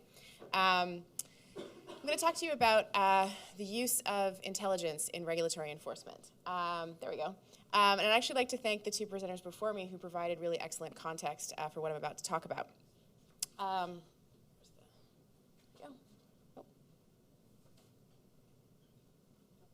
All right, while we're setting that up, I'll just give you a bit of background. So when I first started at Environment Canada about 6 years ago, I discovered after some time that we had an intelligence function in enforcement, and this surprised me. I didn't really understand how intelligence would be used in a regulatory context, and I don't think I actually really understood what intelligence was back then. So I discovered over time that we had an intelligence function in the branch, and what it's used for, it's akin to the way that you would see intelligence used in a policing context. So not a national security type of intelligence, but intelligence that's focused on the behavior of criminal actors. And in the environmental regulatory context, this would be more like a regulatory infraction context, but you can look at it in the same way as you would criminal behavior. So it's focused on the behavior of human beings who are doing the wrong thing. And this wrong thing can either be an actual crime in the way that you would see it in a policing context, or it can be seen as a regulatory infraction, which is more the context that I work in. So at Environment Canada, we've been making a concerted effort over the last few years to improve our intelligence program. And as part of that, I ran the project for about 1.5 years and learned a lot about intelligence and a lot about intelligence-led enforcement and policing, and was invited along with a colleague of mine to write an article that would become a chapter in a book on environmental law. So that's the paper that I've presented, which is available on the website. And what I've done with this presentation is to just summarize a few key points from that chapter. So what I'm going to talk about today is what is intelligence, how we've adopted the principles of intelligence-led policing and moved that into what we call intelligence-led enforcement. I'm going to talk about some challenges with the name, which have turned out to be a lot more important than I thought they would be at the beginning of my work on this. I'm going to talk about how this is different from the regular way we've been doing business over the years and the way that most agencies do business.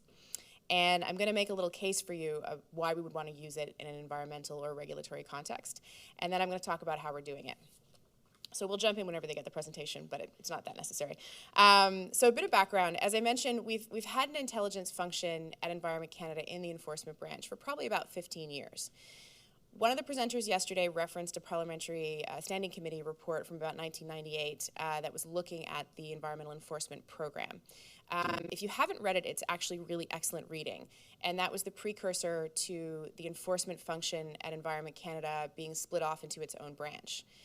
That report also looks at a little bit the intelligence function within the department and had said, you've got some people doing intelligence, they're not really well staffed, they're not integrated into the rest of the program, you basically have a broken program here, what are you going to do to fix it? So that was identified as far back as 1998. It turns out that we're not alone in that. Over the course of the time that I ran the project, I learned that many agencies and governments have an intelligence function that is not well staffed, not well resourced, and not well integrated into the rest of what they do. So the good news was we weren't alone, but the question was how to fix it. There had been a number, here we go. There had been a number of attempts to fix intelligence in our program before. And I was aware of these from finding old PowerPoint presentations in filing cabinets, that the further I would go back in the filing cabinet, they would get more and more yellowed and bats would fly out. And I think the reason why these didn't succeed was every good idea needs the right time. You have to have other things happening around you that will facilitate that change happening. And the previous efforts had been bottom up, intelligence staff trying to save themselves that didn't get a lot of management buy-in. So back in 2012, the department decided to put some effort into improving the intelligence program. That was initially led as an off-the-corner-of-your-desk initiative run by busy people. So that didn't really get anywhere, not surprisingly. And then in 2013, we decided that the project needed a full-time project manager and at least one other staff member to run it. So that's where I came involved in 2013 in running what we came to call the Intelligence Renewal Project. The project is still going on. I left it in the spring of this past year to take on a new job, but I'm still involved as a director of the project. And what we've done is dedicated 2 full-time staff to do absolutely nothing but work on improving our intelligence program, and it's a concerted effort across the agency. As I mentioned, every idea needs the right time. There's a lot happening in intelligence in Canada right now that I wanted to highlight for you if you're interested. There's an initiative out of the Privy Council office called Community 2020, which also has one dedicated staff member running it, which is better than nothing. And it's an initiative to bring together Canada's various different intelligence functions. There's the Core 4, which is CSIS, CSEC, Privy Council Office, and D&D that do the national securities intelligence for Canada. But then there's everybody else, including Environment Canada. So Community 2020 is looking at knitting us all together and seeing how we can help each other. So what is intelligence? This is not something I understood when I started on the project a few years ago. People use this term wrong all the time. Usually when people say intelligence, they're actually referring to information, and that's not intelligence. Intelligence is information, raw data, things from all sorts of sources, informants, tips, surveillance, that's been put through a process to become something more. So it's been analyzed, it's been verified, it's been turned into something that supports a decision and is made for a specific purpose. So it's a process for interpreting raw data. It's also a methodology for analysis, a defined, consistent methodology and different ways of looking at an issue and analyzing it. And finally, it's a product that informs decisions. And this has been my most important takeaway from intelligence. One of the most difficult things that a lot of intelligence agencies find is the people working in intelligence tend to hoard that information to themselves and don't want to share it with people for all sorts of reasons. There is absolutely no value in a brilliant intelligence product that sits in someone's desk because they're afraid to share it. It has to inform decision making, otherwise no action can be taken. So it has to get to decision makers at the right time and in the right format for them to use it. So a 40-page intelligence brief is completely useless to me. I am way too busy to read 40 pages and make a decision on any given day. So it's got to be tailored specifically to the client, using words and in a format that that client can use and act on. So what type of decisions? We speak of 3 different types of intelligence typically. Tactical intelligence is something that we used to be, I think, the best at Environment Canada, and most agencies will start here.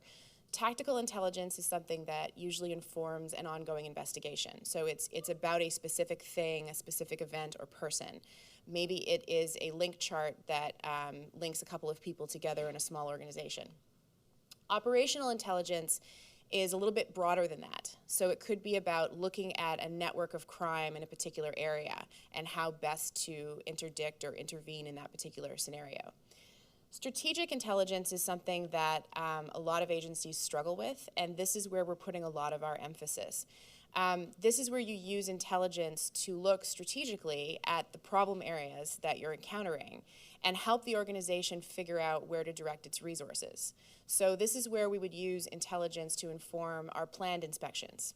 So what are we going to focus on this year and why? And what are the best ways of intervening in the situation that we're seeing nationally in Canada or potentially internationally? So we bring in intelligence-led policing. So the godfather of intelligence-led policing is someone named Jerry Radcliffe, who is in Philadelphia. He's a former cop from the UK who is now an academic in the US. Intelligence-led policing is based on a model from the UK that he writes a lot about. It's a business model that takes intelligence and integrates it into the entire planning process of a police agency. And I'm going to talk to you about how. Hang on. What we've done with it is we've taken intelligence-led policing and turned it into what we call intelligence-led enforcement, which is the expression that we use to describe taking the principles from policing and bringing them into the broader enforcement context, which is what we're trying to do. As I mentioned, there's some challenges with the name. So when I first started on this project back in 2013, Karina Barker, my co-author and colleague on the project, we spent a lot of time having existential conversations about what to call this. Because the problem with intelligence-led enforcement is it makes officers feel like Intel staff are now their bosses, and they don't like that. And that's not actually what the concept is. The concept is meant to mean instead of having intelligence support an ongoing investigation, intelligence leads the agency by putting it up front and helping management make decisions about where we need to go in the first place. It's not meant that intelligence staff drag operational staff around by the hand and tell them exactly what to do every day. So we debated a lot what to call it and decided to use that term for the article that we wrote because it's the accepted term in the industry and people would know what we meant. But the department's actually now using the expression intelligence-driven enforcement, which seems to be more popular amongst our officers. And if they want me to call it cupcake, I'll call it cupcake, just to get it done, whatever works. So we're going with intelligence-driven enforcement. So how is it different? So this is another quote from Jerry Ratcliffe, and I wanted to highlight the fact that I've mentioned this a couple of times, but it's key to this. It's taking intelligence which would have been used to inform or support an ongoing investigation, and instead of just using it for that, bringing it through your entire planning process. So why did we even inspect that company in the first place that led to the investigation that intelligence is now supporting? We want to use intelligence to identify the places we should be proactively going. And not only that, but when we get there, what's the best method of intervening in that situation? So what are the modus operandi of the people that we're looking at? And that's what makes this different than other ways of using regulatory enforcement. So we all talk about risk-based planning. Everybody does risk-based planning, right? But not really. We're all really, really, really busy. And we do our best to take a step back and analyze the situation and use government resources properly.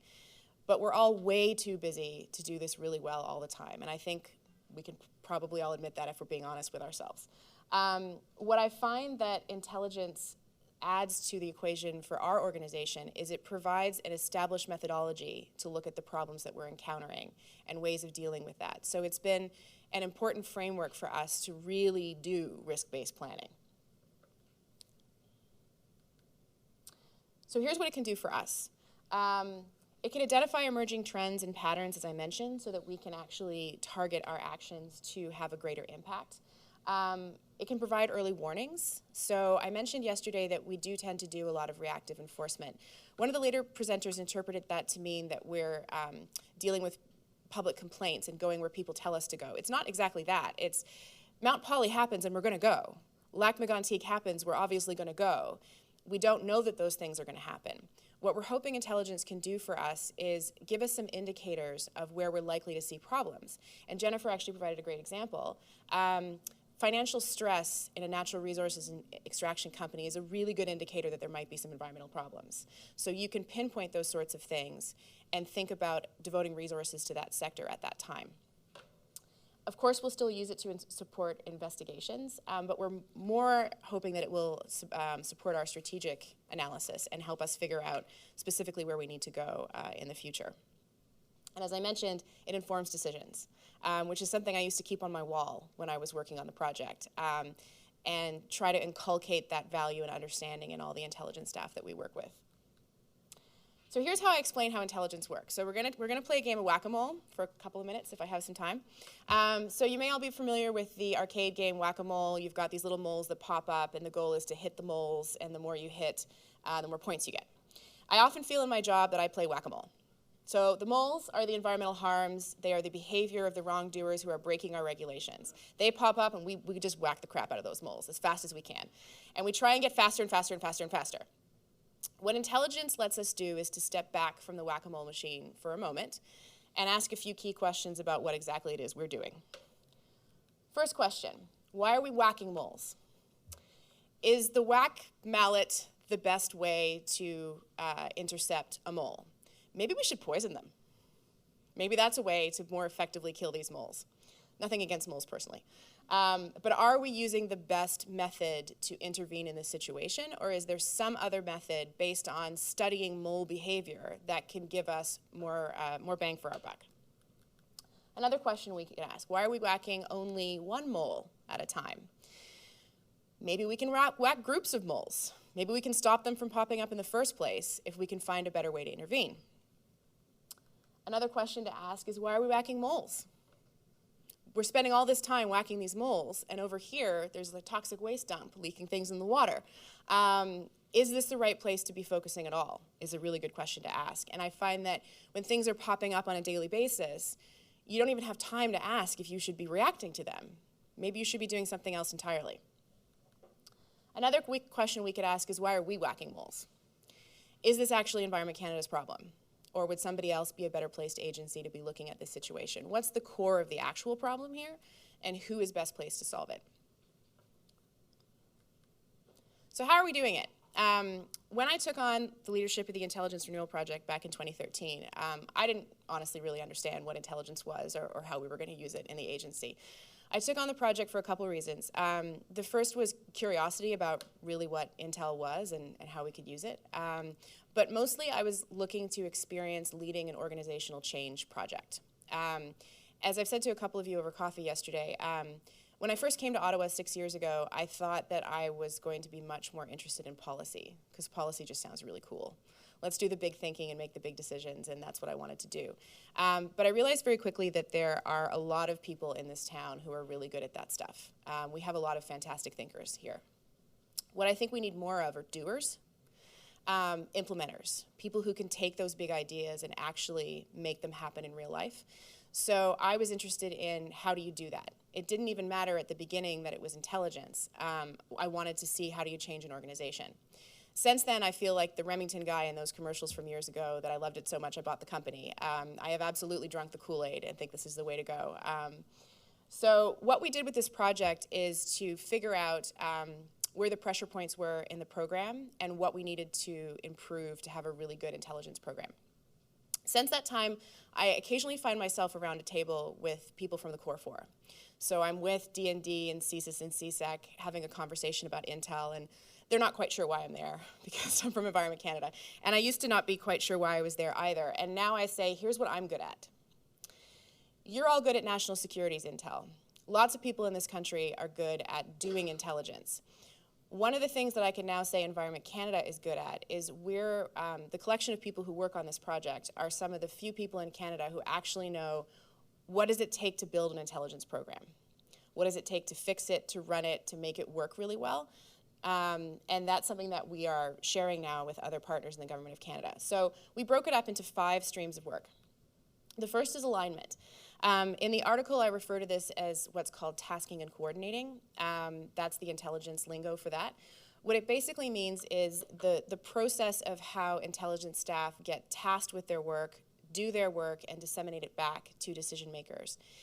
For us, we realized that the problem we were having with intelligence wasn't the intelligence program necessarily. Yes, they need more staff, they need a computer system, they need more training. But even when we get intelligence to throw the perfect pass to the end zone, the problem we had is that the enforcement officers on the other end didn't know how to catch that ball. So a big focus for me was looking at the organization as a whole and training operations staff and enforcement officers on intelligence, their role in intelligence, how to use it, how to task better. And we came up with a procedure to align the operations group with the intelligence group. So it's how that information flows around inside the bureaucracy, which tends to be quite important in any organization. The next one is the craft of Intel. Intel people call this tradecraft. I just call this craft. It's what you do on your job. We realized that we had, across the country, people doing the same sort of product but with different names, and people doing something with different names So it was actually the same product or vice versa. Basically, there was no standardization. And so clients of Intel didn't know what to request of intelligence staff. And the managers of Intel didn't know how to evaluate that because there were no standards. So we've standardized the craft of intelligence within Environment Canada and have tried to make it up to the best practices of the rest of the Government of Canada, which allows us to trade products with other departments and communicate better together. People. So any intelligence organization needs intelligence staff. They need to be trained, they need to be hired with the right kind of profile and have the right kind of mindset for the work that they're doing. We see 3 types of intelligence staff. There's an intelligence officer, who's somebody going out in the world collecting intelligence. Intelligence analysts, who are analyzing that information and turning it into intelligence products. And then the managers who manage that function. And they all have a different role and a different skill set, and we need to support the development of all of those people. Technology. There is a lot of data out there in the world. You hear people talk about data mining all the time. I had made a comment recently at work that I feel like at Environment Canada we're data drunk. Even within our own organization, we have so much data, not to mention all the other things out there, for example, HS codes that we can get from CBSA and things like that. So it is not a good use of resources to have human beings the only entity going over this data and manipulating it. So any intelligence program requires a very sophisticated IMIT system to take in, manage, collate, analyze all of this data, which is something we're working on. Another thing that any intelligence program needs is governance. And this is something that any government program needs or any private program needs. And by this I mean the bedrock underneath the program. So it's things like who reports to whom on a basic level, but it's also formal MOUs with other agencies that allow you to share information. One big thing we're working on right now is performance measurement. How do you measure the performance of intelligence? We're making efforts to come up with good performance measures now before Treasury Board asks us to. A lot of organizations wait until they're forced, and then they wind up counting numbers of reports, which is not meaningful to anybody. So we're trying to find ways to measure the value of intelligence and to make sure that our intelligence program is providing the right information to the rest of the branch and the department. Finally, you need some vision. Any organizational change project needs vision and leadership from the top, and it needs dedicated staff to make it work.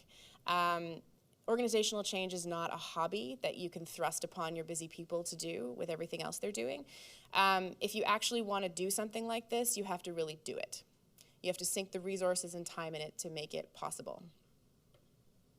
And before I conclude, I was really struck by both of your presentations because, as I said, they did give some excellent context for what we're talking about. When I'm selling intelligence to the rest of Environment Canada or to the rest of government and trying to explain exactly why we use it, some of the hesitancy is, it's a lot about what Jonathan mentioned towards the end of your presentation when you were saying people don't understand why we would treat environmental violators as criminals. So why would we apply criminal intelligence techniques to regulated parties? They're not criminals, are they? So I have 2 answers to that. And the first is sometimes they are. And I think you actually provided some great examples of what I would call legitimate criminal behavior, in which case we don't even have to do much with the intelligence techniques to have them apply in our context. We are looking at legitimate criminals. And we stumble across them all the time. We've stumbled into some of our regulatory infractions. The people breaking the law turn out to be part of biker gangs. So they are involved in lots of other really bad stuff too. There are smugglers and poachers that look like more classic criminals. And secondly, even in the context, so what Jennifer was talking about, where you probably do have virtuous clients who don't want to pollute, what we're focused on is the behavior, the wrong behavior that we're trying to correct. And the same types of analysis that is used in criminal intelligence analysis can be applied to that. So you're looking at the behavior you're trying to correct, trying to spot trends of it, trying to spot indicators that will direct the regulatory agency to spend more time there. And it doesn't have to be what you would consider full-on criminal behavior to use that type of analysis. So the example I used earlier, financial stress in the mining industry is a great indicator that there may be environmental infractions on the rise. That's one example. Those are the sorts of things that we're looking to use intelligence for to direct the resources of the work that we're doing. So I'll wrap it up then, so I don't keep you from break for too much longer, unless there are any questions. Thanks so much. That was not only interesting, but remarkably cogent. So,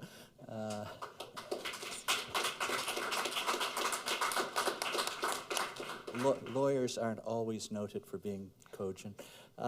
We do have time for a couple of questions because we can expend the break. Yes, Paul. Sorry, Heather, I'm constantly asking questions.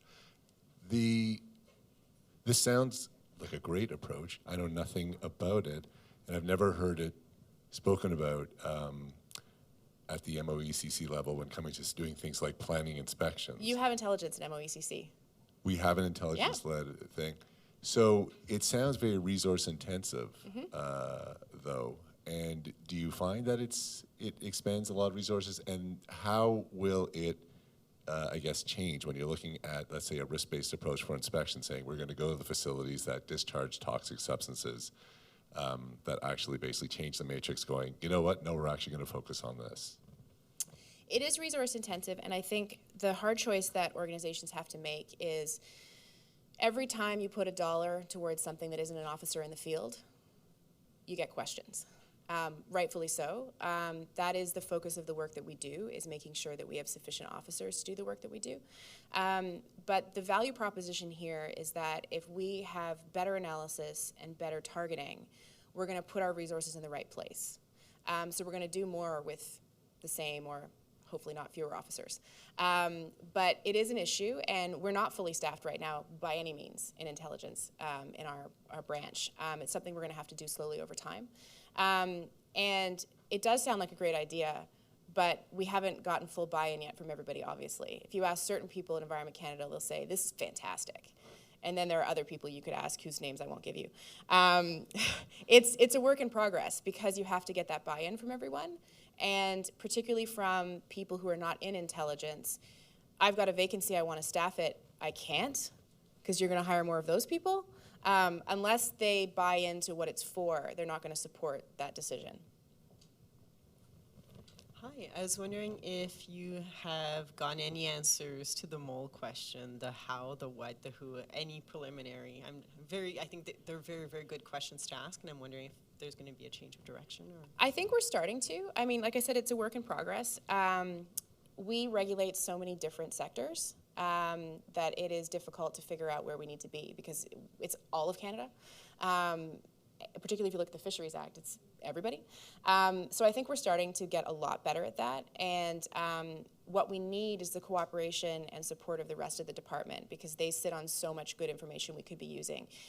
Fortunately, we're getting a lot of uptake from the rest of the department now. We did a presentation at our high senior management committee last fall that went way better than I thought it would, because the whole rest of Environment Canada is very science and regulatory focused. Enforcement is a very niche thing, so we're often trying to explain what that's about, and I thought it would be quite challenging to explain what intelligence was then, because it's further into the Russian doll set. But people have gotten really excited about it, so much so that I now feel like we need to dial it back. And I had made the point in the room, you know, I think we had 25 people in the room for that meeting. I said, we have fewer people working at Intel than there are in this room. So I feel like I've created a situation where we have a high Zagat-rated hot new restaurant that's got one cook, and we can't handle now the demand coming to us. So it's going to be a work in progress, but I think we are starting to get those answers. It's a very long way of answering your question. Okay, thanks very much. Thank you, Heather, and thank you to the panel. This has just been a fascinating start to the morning, from oily ducks at Syncrude to whack-a-mole. I can't imagine what's ahead. We'll break now for about 15 minutes, so let's come back around 11:30, shall we? We'll try to be prompt. Thank you.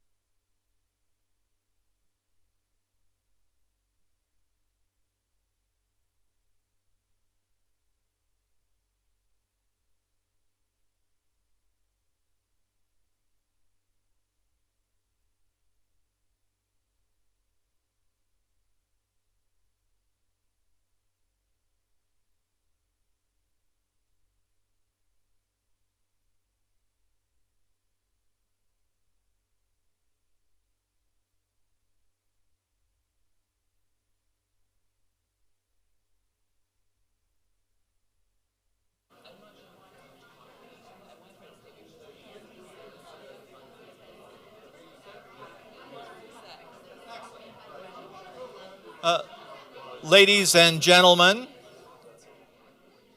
I wonder if you could fill your coffee cups, and we will resume shortly with the second session of the morning.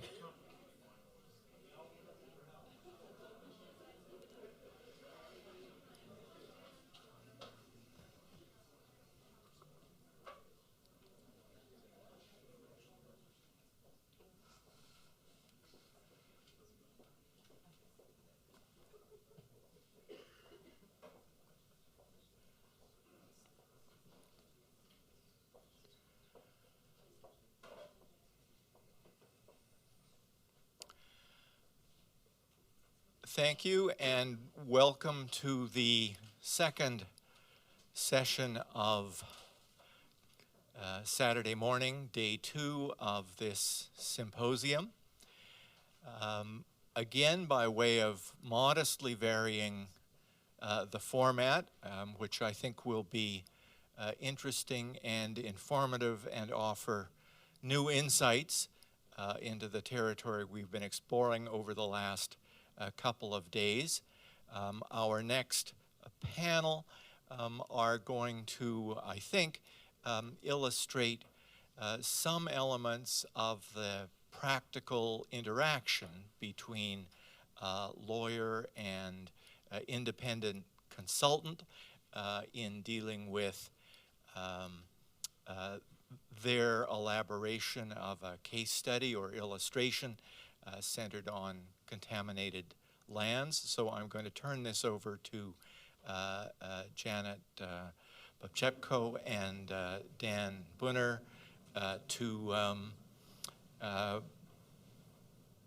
improvise and give us some insights into the way in which this framework operates and the way in which, as a practical matter, lawyers and advisors or consultants will work together in formulating responses. Great, thank you very much. I'm Janet Babchepko. I'm a senior partner at Norton Rose Fulbright Canada, and I've been dealing with environmental issues for 25 years. So one thing that we always do as environmental lawyers in my area of practice is we work consistently with consultants, which is why Dan Bunner, who can introduce himself, and I are doing this as a joint presentation. Hi, I'm Dan. I come at this from a little different perspective. I am a director and an officer, and I'm a director and an officer of both companies here and in Europe. And I've been asked for directorships in many corporations, charities, and theater stages and things around the world, which I now pretty much decline because of what's happening out there. So I'll give you a little bit of that perspective. Okay. And Ramboll Environ is an environmental consulting firm. So we retain Ramboll, as we do other experts and consultants, to help us understand the context of an environmental situation of a contaminated site. I'm a lawyer, I'm not a technical person, so I need, although I've learned a lot about technical issues over the years, we do work hand in hand with our consultants. So this is Dan's slide about setting up exactly our conversation for today. Not everything is pristine, so we will move forward. So what we want to do is set up a little bit of the regulatory framework, and we'll talk a little bit about civil liability in the context of contaminated sites. It keeps on popping in and out, but we're mainly focused in relation to how to manage some of those issues arising from contaminated sites. The identification of contamination becomes very contentious. We've heard over the past couple of days about evidence and intelligence gathering, and so we're going to fit that into the context of actual taking a site and identification issues on it. And interspersed through all of our comments are also working with the regulators. So we took a little bit of the tone from yesterday and today in relation to understanding that they're not necessarily partnerships, but they are important relationships that we have. Oops. And I realize that I'm doing the same thing that we were doing yesterday. Okay.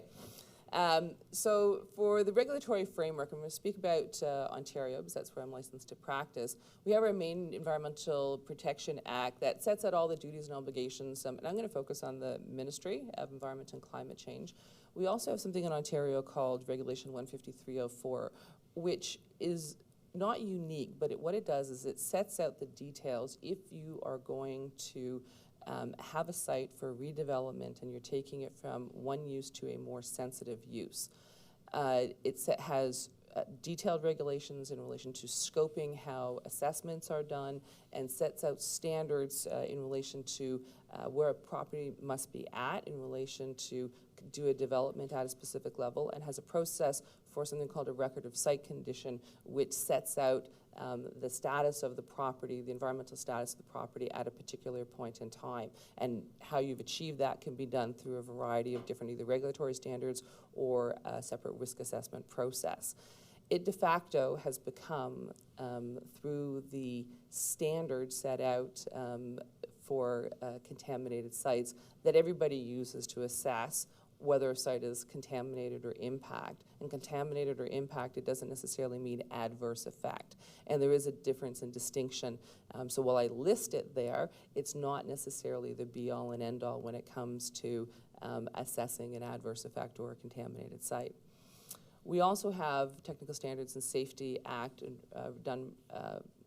enforced by the Technical Standards and Safety Authority, who deals with more underground storage tanks and removal requirements, issues for operating gas stations, propane. And we mention it because people tend to forget that sometimes contamination arises from underground storage tanks, and it's a piece of legislation that we always like to remind people is part of the framework of a contaminated site. The other piece of legislation is the Ontario Water Resources Act that, again, deals with impacted groundwater. And something that happens on any type of a site where you do an intrusive investigation is the installation of monitoring wells. And Regulation 903, we always try to remember and remind people about it because it sets out the details for actually the installation and decommissioning and maintenance of those wells. And there have been prosecutions in the province of Ontario for people not actually following those regulations in relation to monitoring wells. Just a comment with respect to these regulations, acts, statutes. Primarily what we see with respect to orders is that the ministry, both federal and provincially, will utilize the criteria, standards that are used as to whether or not there's a problem has been created. But once you step into the civil realm, the broad definition of adverse effect comes into play, and you see more civil cases going and attempting to go towards clean to pristine, especially when it's residential properties and you're dealing with insurance companies. It's almost always clean the property up to no odor, no staining, those sorts of things. So it's a far greater standard of care than you actually work with the regulator. So what we want to talk a little bit about is about sort of the toolkit that the ministry has available to it. So the piece of legislation that we've set out do have give the authority to the ministry to issue a broad variety of orders and or charges. Administrative orders are the tour de force in a lot of instances, and they have a whole framework around them as administrative orders. The key that everybody has sort of been talking about is, you know, how far does can an order extend and who is actually caught by an order? And we'll give a few examples. But the normal phrase that we remind people of are people who had charge management or control, or a person in charge management or control of a source of contaminant. So we take a look and when Dan was talking about being a director and officer of companies that may own contaminated property or had it in its past, it's very important from that perspective to remember that these orders do catch people who have been in that chain of responsibility. So we remind people that it does create that perpetual liability for people who have an interest in real estate.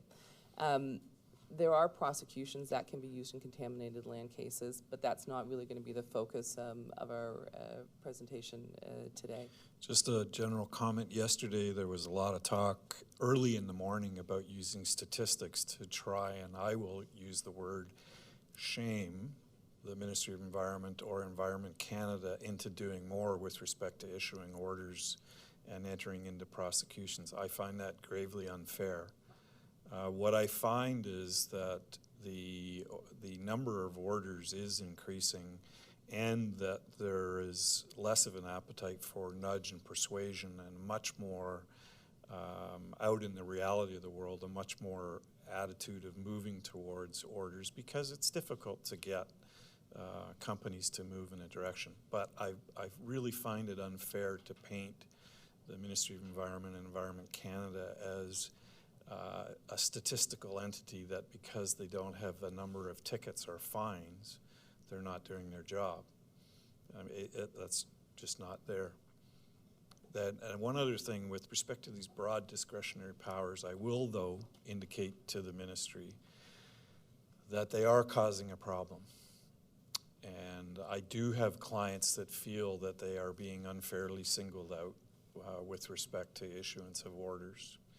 And part of it is because legislation interpretation is changing, and the ministry hasn't done a good job of informing the public or the companies of what those changes mean in the ramifications. And companies are no longer grandfathered, and they're getting caught. And when 1 out of 1,000 industries in a municipality has to deal with that, they feel unfairly picked on. So that leads us directly the segue into our next section, is the fact that the legislation has always been there. What's happening is that the emphasis has necessarily changed in the past 5 years or so. And we remind people that directors and officers have always been responsible, but now just that emphasis is, maybe it's a result of the intelligence function, don't know, but the reality is that the focus is on absolutely protecting the environment and ensuring that the public isn't responsible for the contamination. It's just fitting what box into it, and fairness, and whether fairness comes into that equation or not. So the one thing that we remind people about administrative orders, and this is where sometimes that fairness issue comes up, is that they are orders to do. There's not an upset dollar limit to it. There's no limit in time in relation to reaching back. So in civil litigation, we find that, discoverability rules and issues in relation to how long there is to sue somebody who might be responsible, the orders, because they're administrative in nature, can go back. And that's the issue that we find these days causes some of the tension between the regulator and parties named in orders. But they can also require the scope is not only on-site but also off-site, and that's something that people tend to forget. So if there's a piece of property that's impacted, is that order can extend to doing investigations to follow a plume. And again, the impact that has in relation to how do you deal with access and everything else is part of the complication with orders. In Ontario, and orders are not unique powers to any regulator. In Ontario, we have different types of orders, whether it's a director's order, or provincial officer's orders. The appeal periods are very, very short, so we do remind people to take a look as soon as an order is issued. If you know it's coming in advance, there may be an opportunity to negotiate with a provincial officer the terms and conditions of the order. If not, though, those time limits are very, very short, and we remind people that if there is an order that's issued, to make available all of the different appeal processes that are in relation to that order. Non-compliance with an order is an offense and can be prosecuted separately. It does happen, usually to not the virtuous clients, but the bad actors. Timing of orders is often unusual to me. I have a very large company that purchased property that had a landfill on it. Unfortunately, the consultant working for them didn't identify the landfill. Problem number one. Problem number two was the ministry showed up the day after the signing and said, now that you own the land, what are you going to do about the landfill? Began an investigation and issued order against the new owner when the ministry knew for years that the landfill was there. That one was, in my mind, a bit unfair.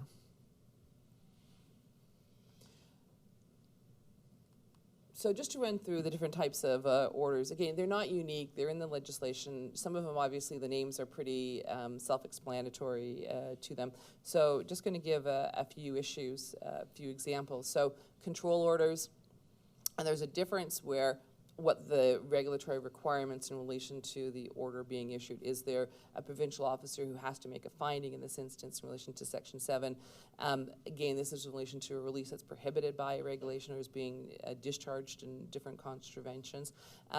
Here's the interesting part: an owner or previous owner of the source of contaminant, a person who is or was an occupation of the source of contaminant, a person who has or had the charge management or control.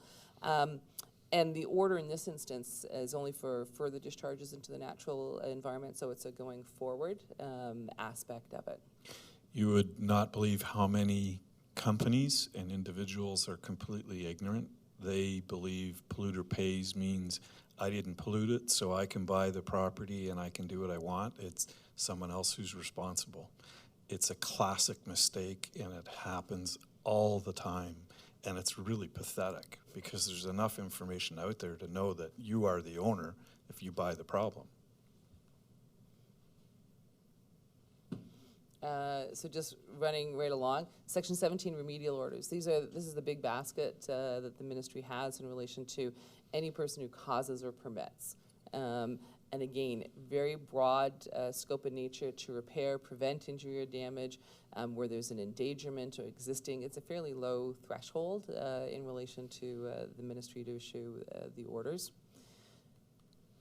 Preventative measures, again, it's a combination right now of dealing with preventing and reducing risk. So again, sort of control orders are one basket.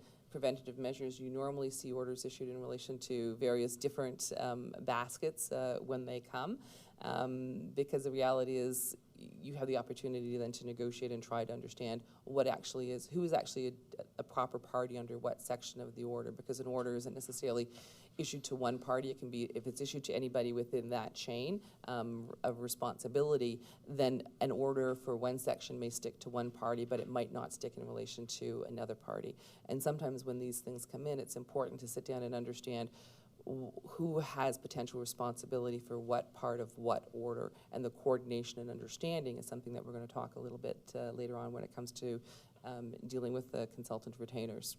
It's just really interesting with respect to the use of adverse effect. It causes us undue grief with respect to understanding what actually constitutes an adverse effect. And I'll just throw it out there that we tend to, in the consulting world, describe an adverse effect as being an immediate risk to human health or an off-site impact.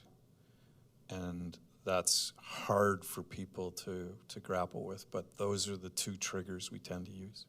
It's actually a much broader definition of adverse effect, but this is why you sort of develop different assessment rules, but always going back to the definitions in the legislation because they become very key in relation to it.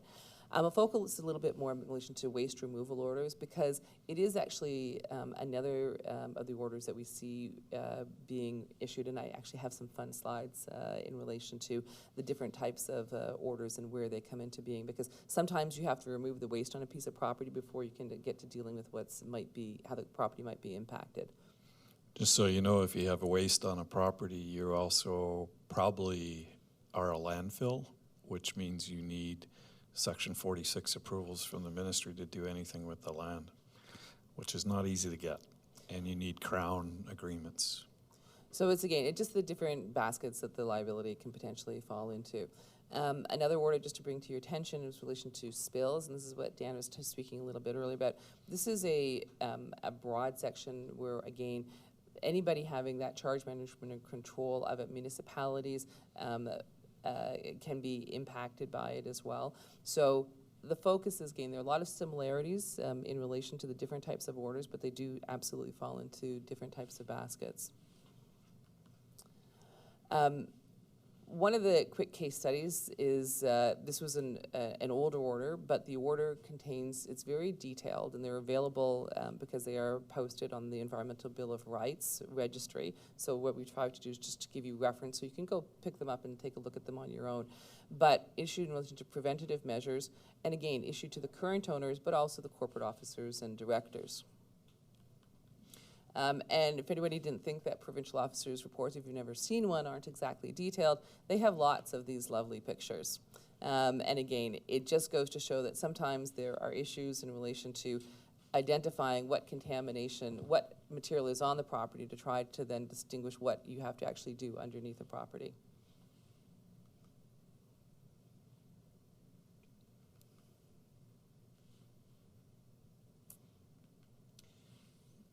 Are people here familiar with the recent Fort Erie orders that were issued with respect to waste on a property? I just bring it up because it's highly interesting as a result of naming the person who held the key for the landowner and was a real estate agent being named in the orders, and the officers and directors of the real estate company. Pretty far-reaching orders. So Dan's talking about the McQuiston case, and the McQuiston case issued the order against the accountant who held the power of attorney for the party that was resident in England, the real estate agent who had the key to the lockbox, and ultimately the directors of the brokerage, and we're constantly monitoring it. Roz is here yesterday. She represented one of the other past tenants of the property who is now out of it, but it is ongoing in relation to potential settlement. We have a student who's following it, and the last call was last Friday, but it is actually has drawn the attention to the scope of who the orders can be issued against, and it again has raised significant concern. That authority has always existed in the environmental protection legislation, but it's just how it's being applied and whether they are the correct parties to be, an order should be issued against. And one would hesitate to say that is there anybody who can touch a piece of contaminated property without being held responsible? Consultants are lucky because they actually have special provisions and are statutorily protected to go in and investigate property within certain circumstances.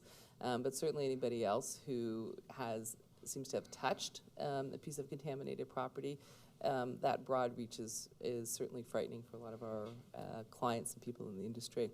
It's some of my best marketing material right now, Jamie. So thank you, Ministry. So one of the things, and this is where we want to sort of get to the focus of, because the reality, and this is why Dan and I wanted to do the presentation together, because it really does talk about the interplay of it. So one of the things that you see consistently in orders is the retaining of a competent, qualified consultant. It can be listed as a qualified person pursuant to a regulatory provision. It can be a qualified consultant. In certain circumstances in orders, you can negotiate with the ministry exactly what those qualifications are that they need in a specific instance, because they're not necessarily all the same requirements. But one of the things you consistently see in orders is to, in this instance of a highlight, identify the horizontal and vertical extent, in this instance of a particular contaminant. They can be very specific. This has huge ramifications, because identifying the vertical and lateral extent of contamination on properties is very, very expensive and very difficult, because your first blush is to find out where that it actually is contaminated. Your next blush is to try and figure out the extent, and your costs are now going up because you're into your second round of investigation.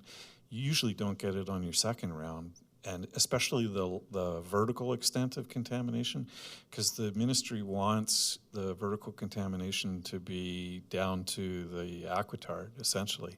And for small-time companies, for very small companies, I'm going to go outside the orders, but the record of site condition process and everything else, it is now becoming cost prohibitive.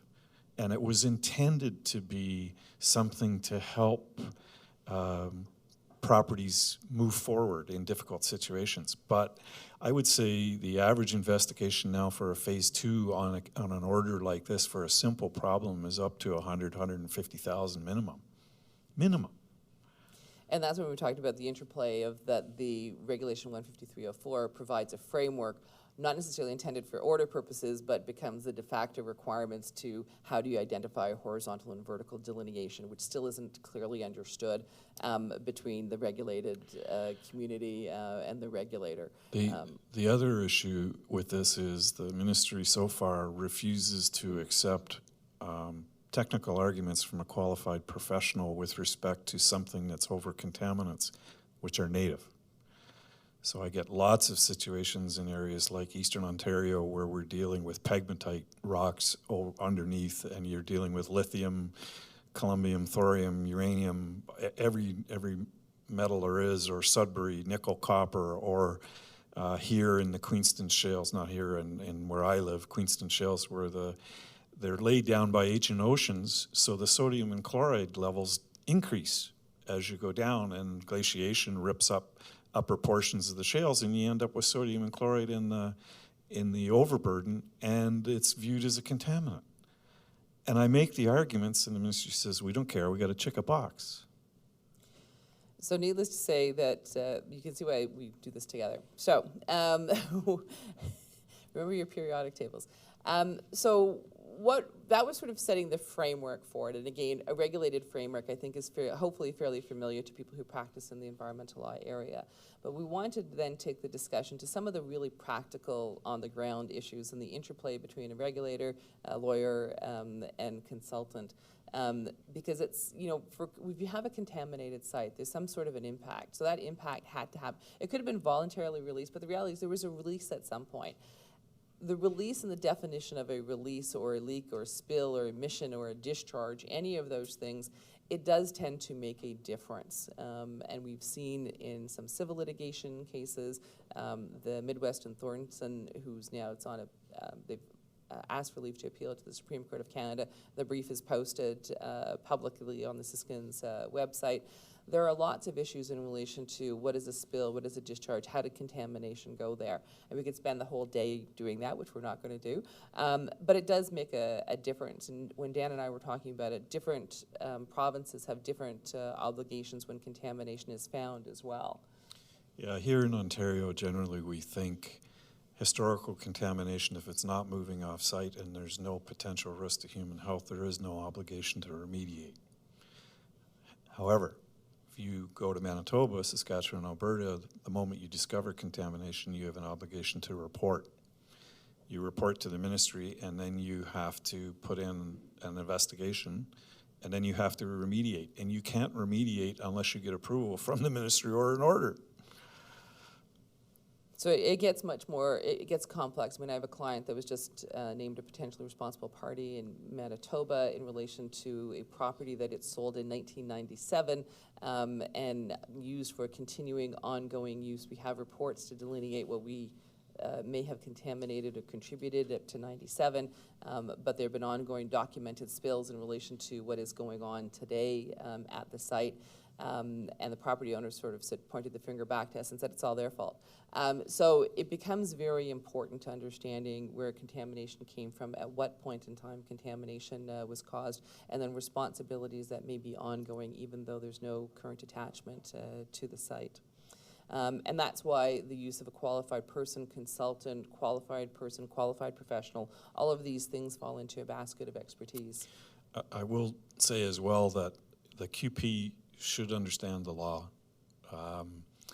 There are so many mistakes made by environmental consultants on behalf of clients and behalf of the ministry, not understanding what the real issues are behind what's actually going on an order action. They'll just give them a technical report and say, here's the report, but it doesn't address any of the objectives of either the ministry and or the client, and they're terrible reports to deal with.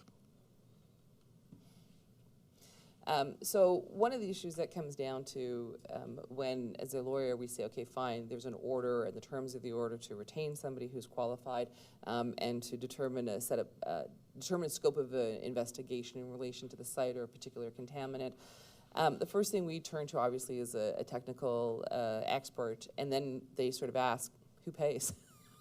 And really who pays controls the investigation.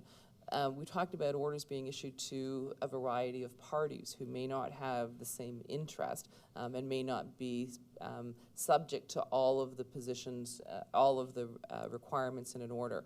There is a whole process in relation to the Environmental Review Tribunal and appeal of orders that we're not going to focus on today, but all of that is continuing to happen because sometime provisions to determine a scope of work and to retain a qualified person are not stayed in the appeal of an order. So again, the work has to continue, and you have to try to figure out how, if there are a variety of parties, how you're going to continue along the way.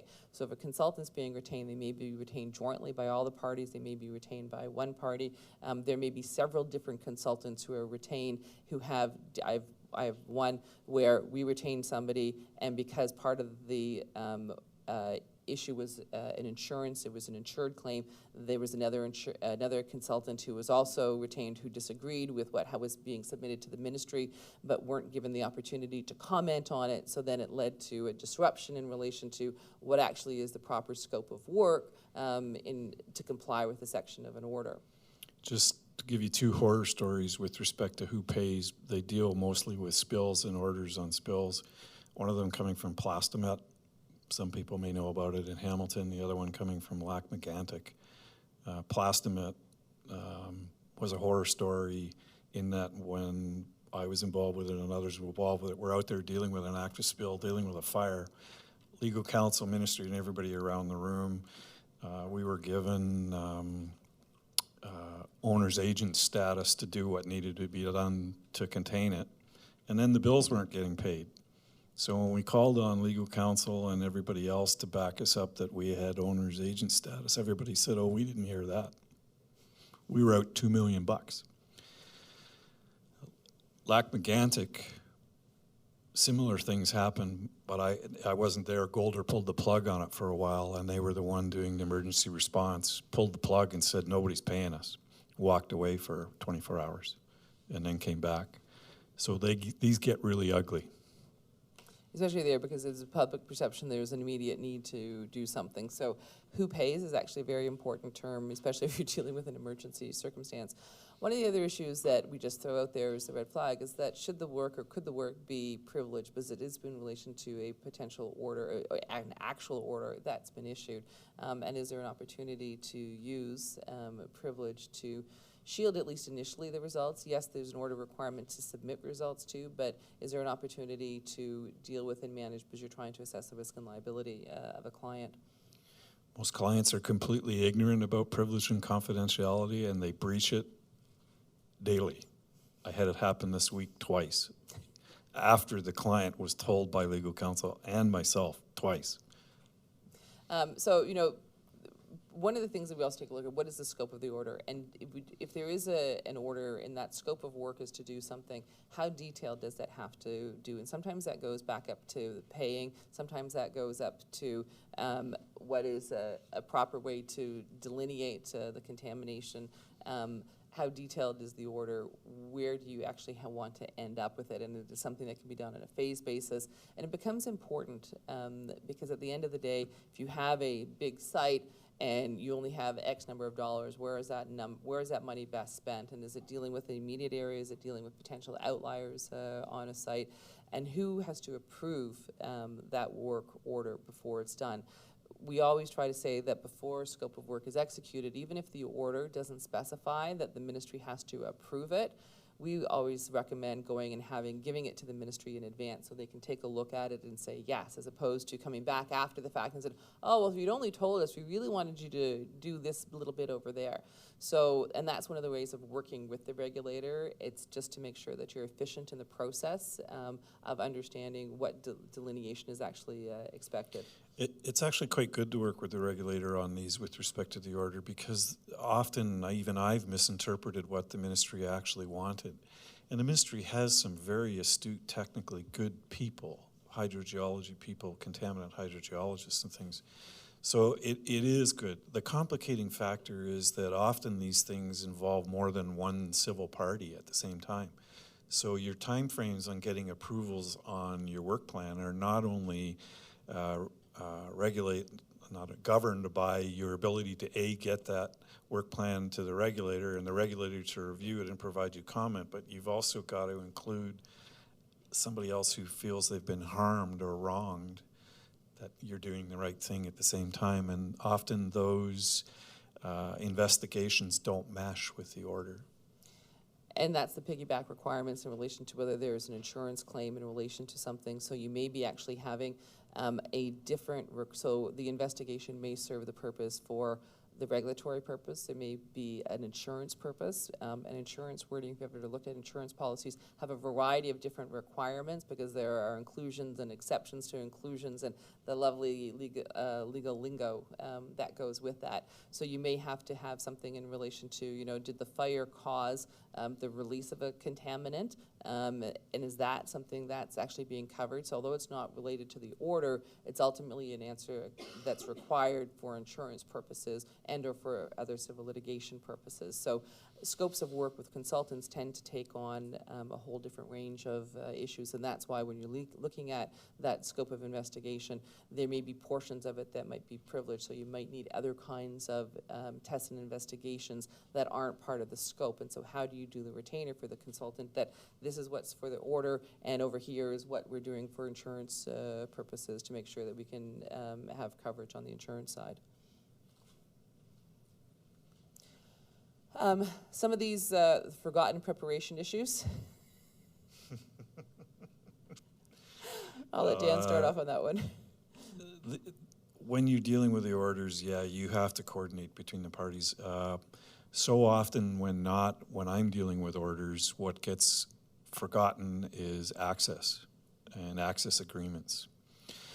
And the parties obviously have to coordinate. I've had a number of files where we've been ordered to investigate somebody's property, and the person we've been ordered to investigate says, "You're not coming on my property." And it drags on and on and on, and the ministry threats get worse and worse and worse. And sometimes the ministry will step in and issue an order for assistance, and they're doing more of that. I grant that, but it is a complicating factor. Also, the financiers are involved in a lot of these issues, and we don't really understand that behind the scenes when somebody gets an order, there are ramifications to the person holding the purse strings with the money. And at least Royal Bank of Canada with Jamie Evans has a very astute risk assessment person and understands that if you get an order, you have to deal with it. But many of the other financial institutions will do their utmost to block you from doing things on properties that may upset their financial ability to recoup on a property. So that's kind of there. Easements and conveyances are very, very tricky.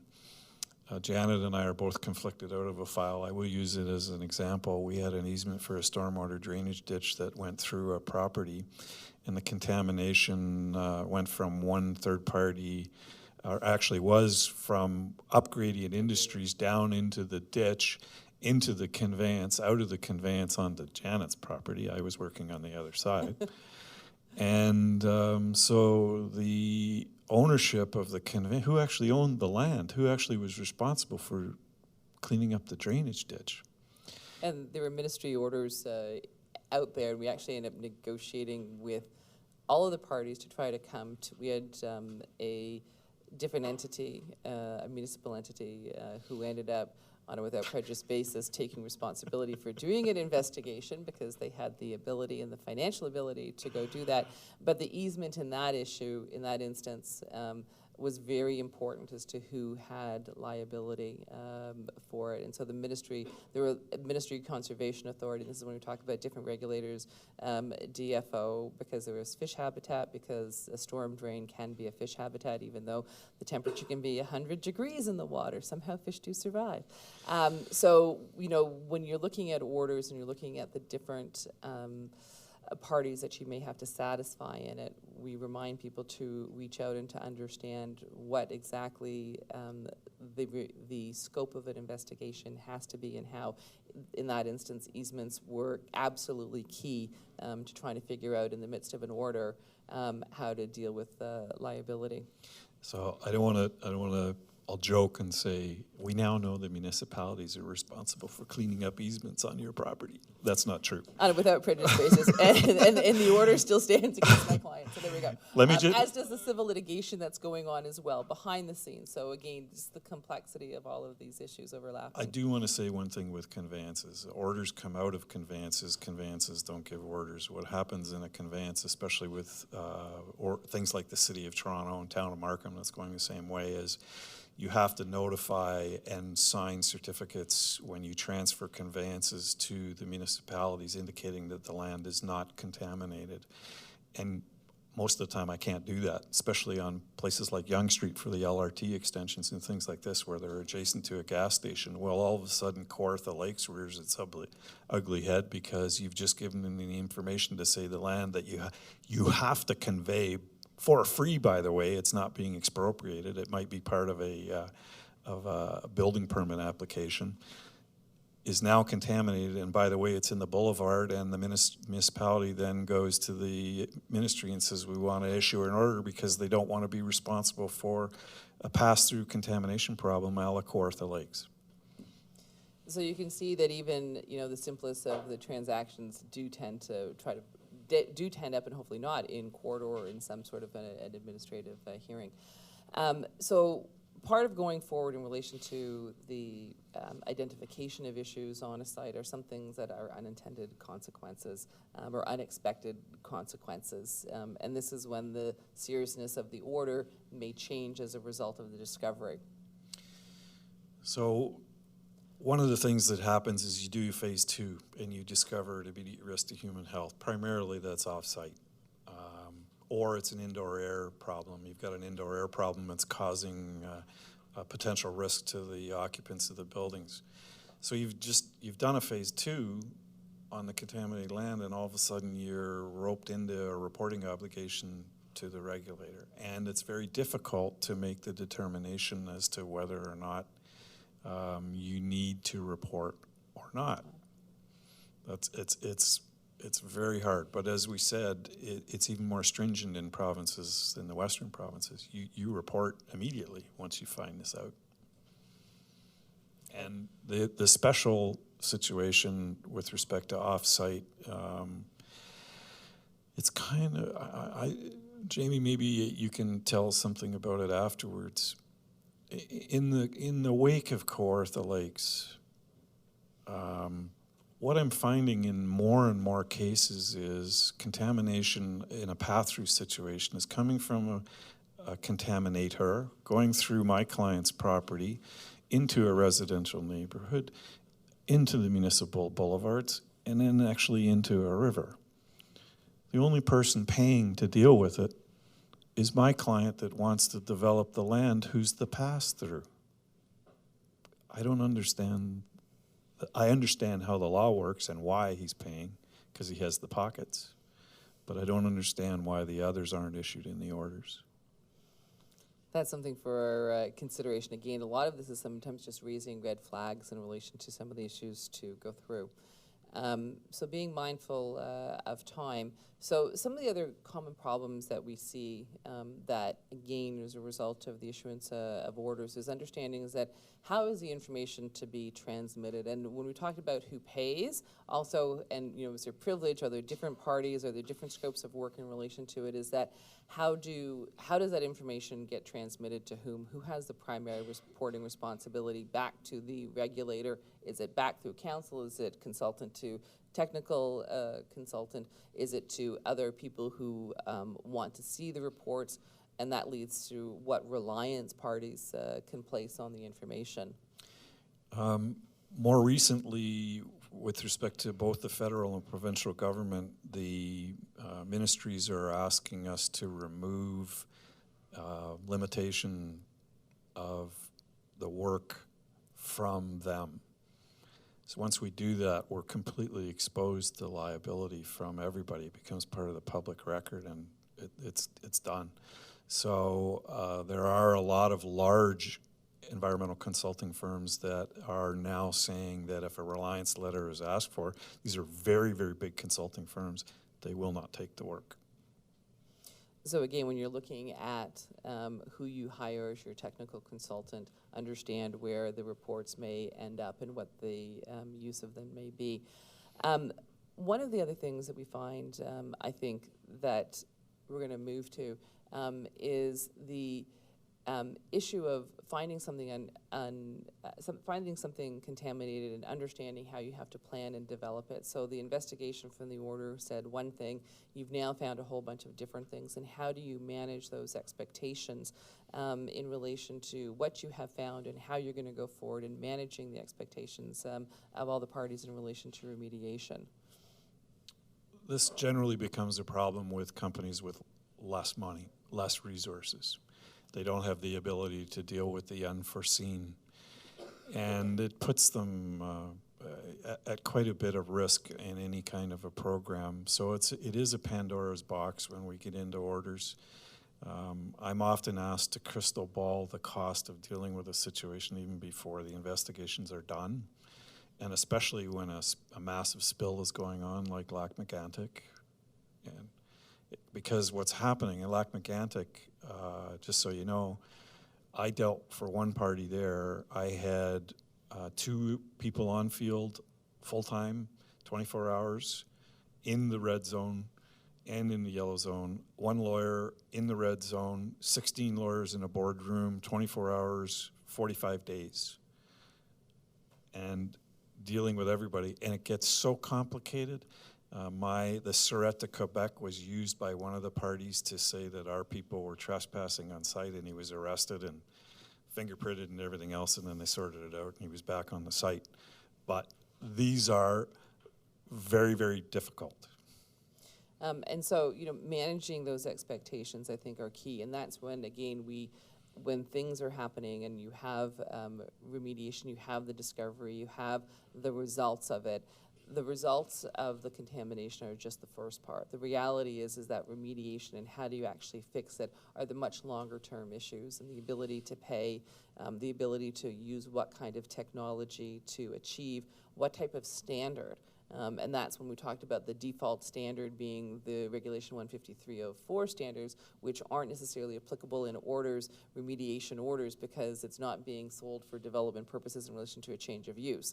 So again, there's a whole discussion that has to happen, is that what is the standard that you're trying to achieve at the end of the day? And that ultimately goes to, it may be different. There may be civil proceedings in relation to the pristine issue. There may be issues in relation to an insurance, what an insurance coverage will pay. And so that whole fulsome discussion and negotiation as to what remediation has to take place over what period of time to what standard. So at the end of the day, we're looking for that magic last line, which is called the regulatory sign-off, and what happens to the order. Because people tend to forget at some point you want closure for that particular site. In a development process, we have a record of site condition that gives closure on it. That's not necessarily appropriate or required in the situation of an order trying to achieve completion of a remediation to deal with the topic of an order. Just, this comes up more along the lines with my U.S. clients that work in Canada, have branch plants in Canada.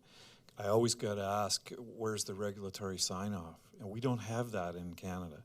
We really don't. Even the record of site condition is not a sign-off. And I have about once a month to explain to my U.S. colleagues and my U.S. clients that you will not get a sign-off from our regulator. There are none. So it's one of those issues, is that the closure of the order becomes just as important to anything else. And there's Norm Rankin's a lawyer within the Ministry of Environment and Climate Change in Toronto, who is working to say, okay, how do we actually get rid of orders? Because there actually isn't a procedure in place to say we're done and to have the order closed. And because it has to be, most orders also have a requirement that they be posted to the public. So how do you actually, so for my client, is how do we get that off? How do we have that obligation? Because it was actually an access obligation. The municipality in that instance has fulfilled its obligations. There's no more access required, but there's a 2-year monitoring period. So do we actually have to have an order posted for 2 years during the monitoring period because we're required to give access to a third party onto our property pursuant to the order as opposed to the easement agreement? So again, that closure issue becomes really, really important in it. I think it's also more important to get back to my U.S. clients because of your financial reporting requirements on the stock exchange and for those companies. We are not as sophisticated here in Canada, and I will make a comment after we're done here a little bit about that, but in the United States it's much more imperative that my branch plants here in Canada be able to provide some kind of sign-off, which unfortunately we can't. So just to wrap up, and I think you've now got the flavor of why we wanted to do this presentation together. We appreciate the opportunity. Contaminated sites pursuant to orders or a development process are very complex. They are not easy to manage. They take a team effort, requiring people with the right expertise to be involved in it.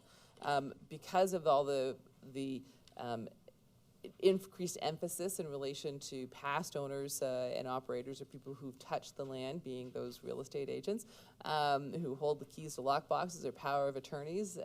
It's something really to consider as to what that means in terms of personal liability for anybody involved in it. And we do think that sort of the standard has moved to sort of, well, maybe I'll know about to a must know. And then to understand what the situation is proactively on a site, and that was sort of touched on the other presentations in relation to being proactive in relation to knowledge, and that's a double-edged sword in a lot of time because of asset retirement obligations and other disclosure requirements. I did want to leave you with something that I think could be productive, rather than just saying you what is actually happening and what happens. I want to do that because I don't like it when we just say, here's the problems. We talked about clients being virtuous. I don't have a virtuous client. I don't think there are any.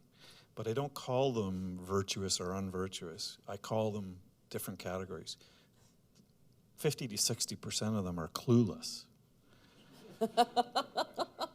and they're clueless because their own ignorance is we don't educate them. And the law communities, the environmental communities, and the ministry don't do a good job of informing clients of regulations and requirements and help them to come into compliance. The next 40%, I call them calculating. They're calculating because they need to run a business. And there's a problem that needs to be fixed with respect to approvals. When you don't have an approval, you get an order. It takes 2 to 3 years to get an approval. Business works, consultants work at this frenetic pace. Business works at this frenetic pace. Government works at this frenetic pace. Academia is down here. It's too slow. The next less than 5% to 1% are just cunning. And they're cunning because they're looking for ways to circumvent.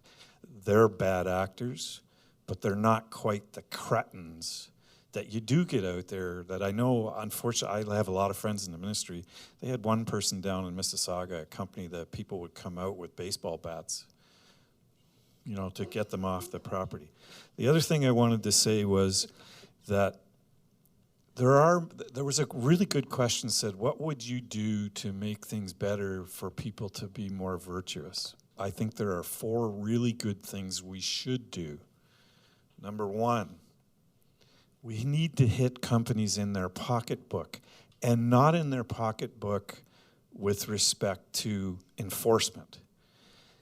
Financial reporting obligations in the States are much more advanced than ours, and if we have to lay out what our financial liabilities are straight up, clear, then those go against the bottom line of a company when somebody wants to invest in it. That's a big stick for somebody to operate correctly. 2, companies operate on very small profit and loss centers. I know that because I'm a businessman.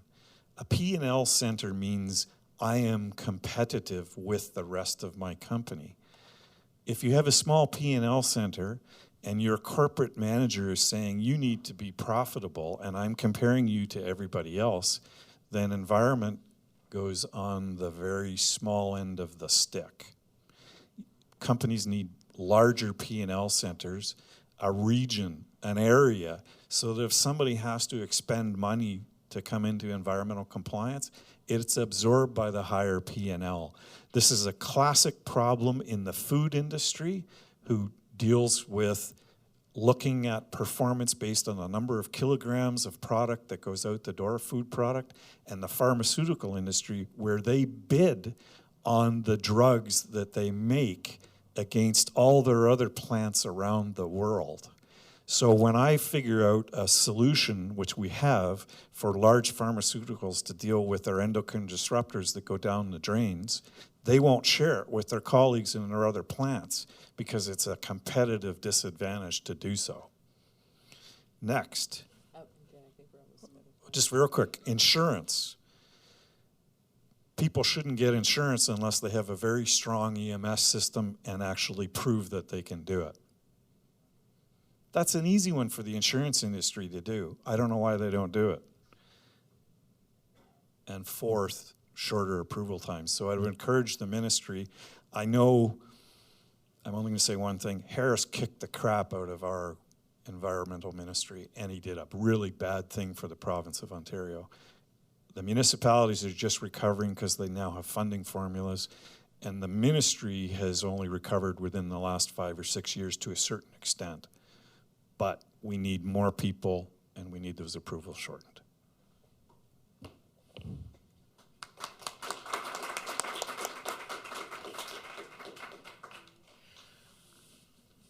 Thank you both very much for an enormously insightful tag team presentation. I think we're pretty close to on time, but if there are questions, we might linger a moment or two into the lunch period.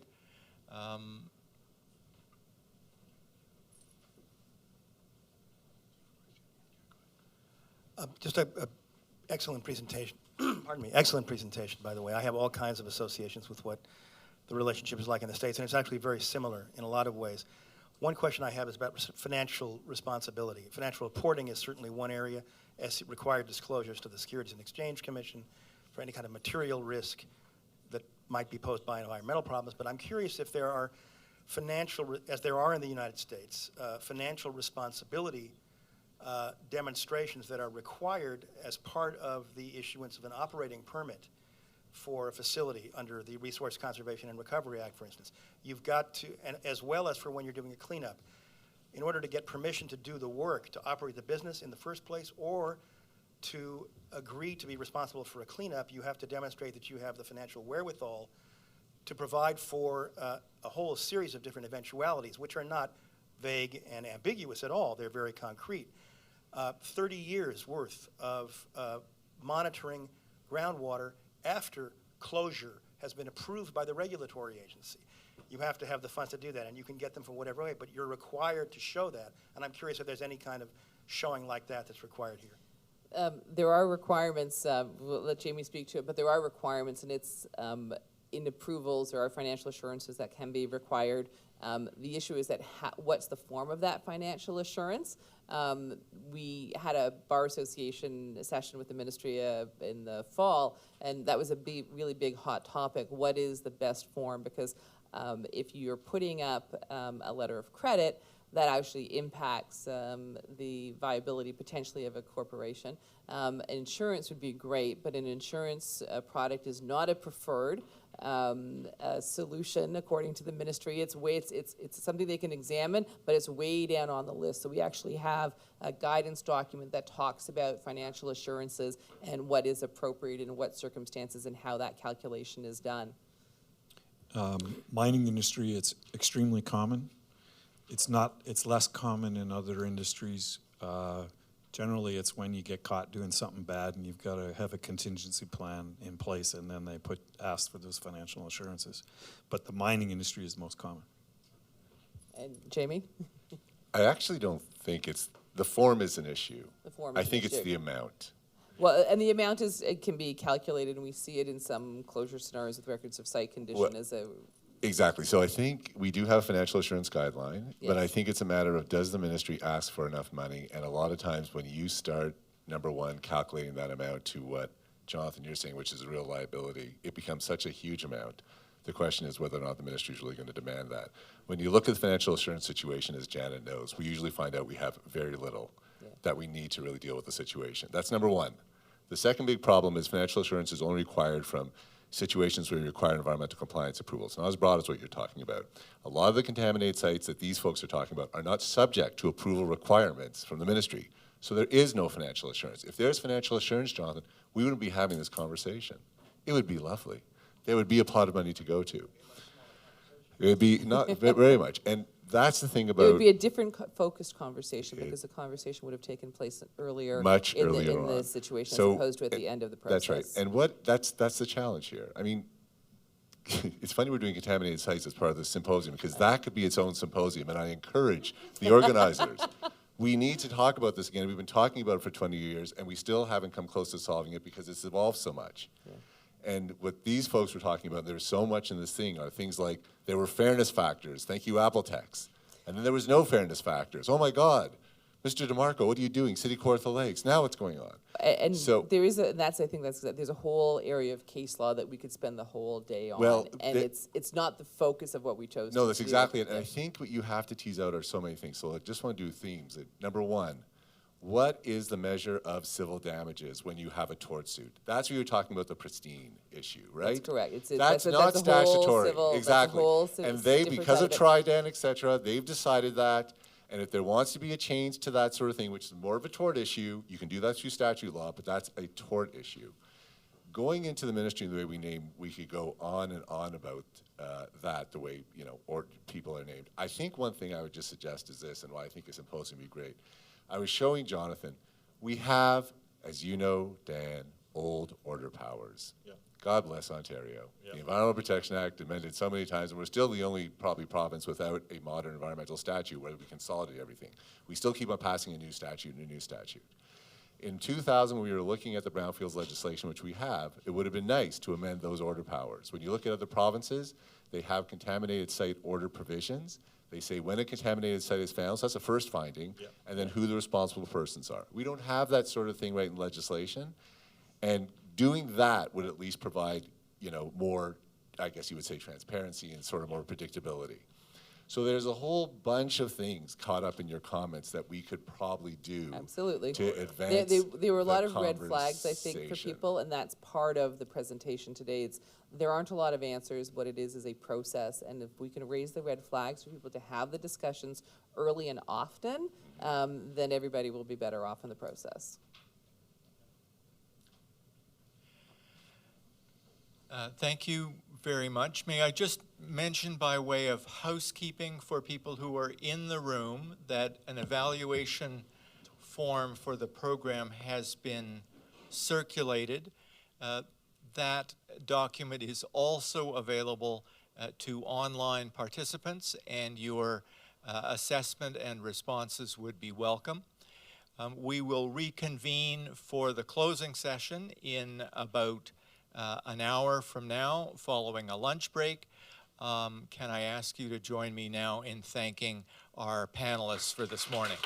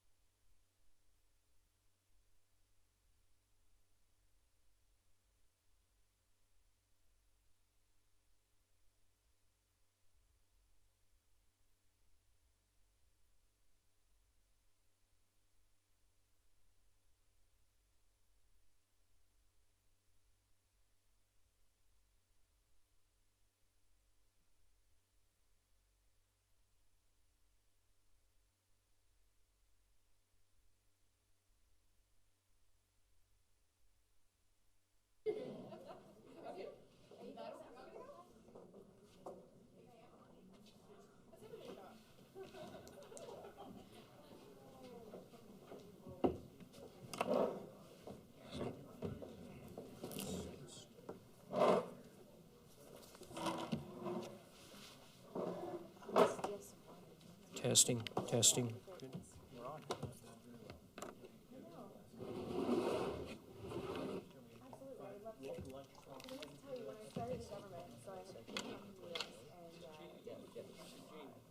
Oh, I did say. And so I find myself in Environment Canada, the hesitancy so I think it'd be look. Oh, yes, you bet.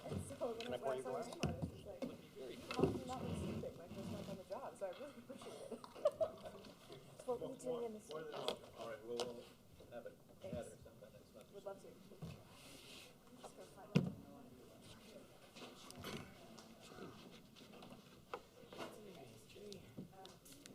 I was at Ropes and Gray in Boston. You were sorry. At Ropes and Gray in Boston. So I did private equity stuff. I don't do security segregation or any of that other stuff for a reason. Yeah, this was corporate M&A. No, yeah. Okay, we'll get started when our final panelist joins us.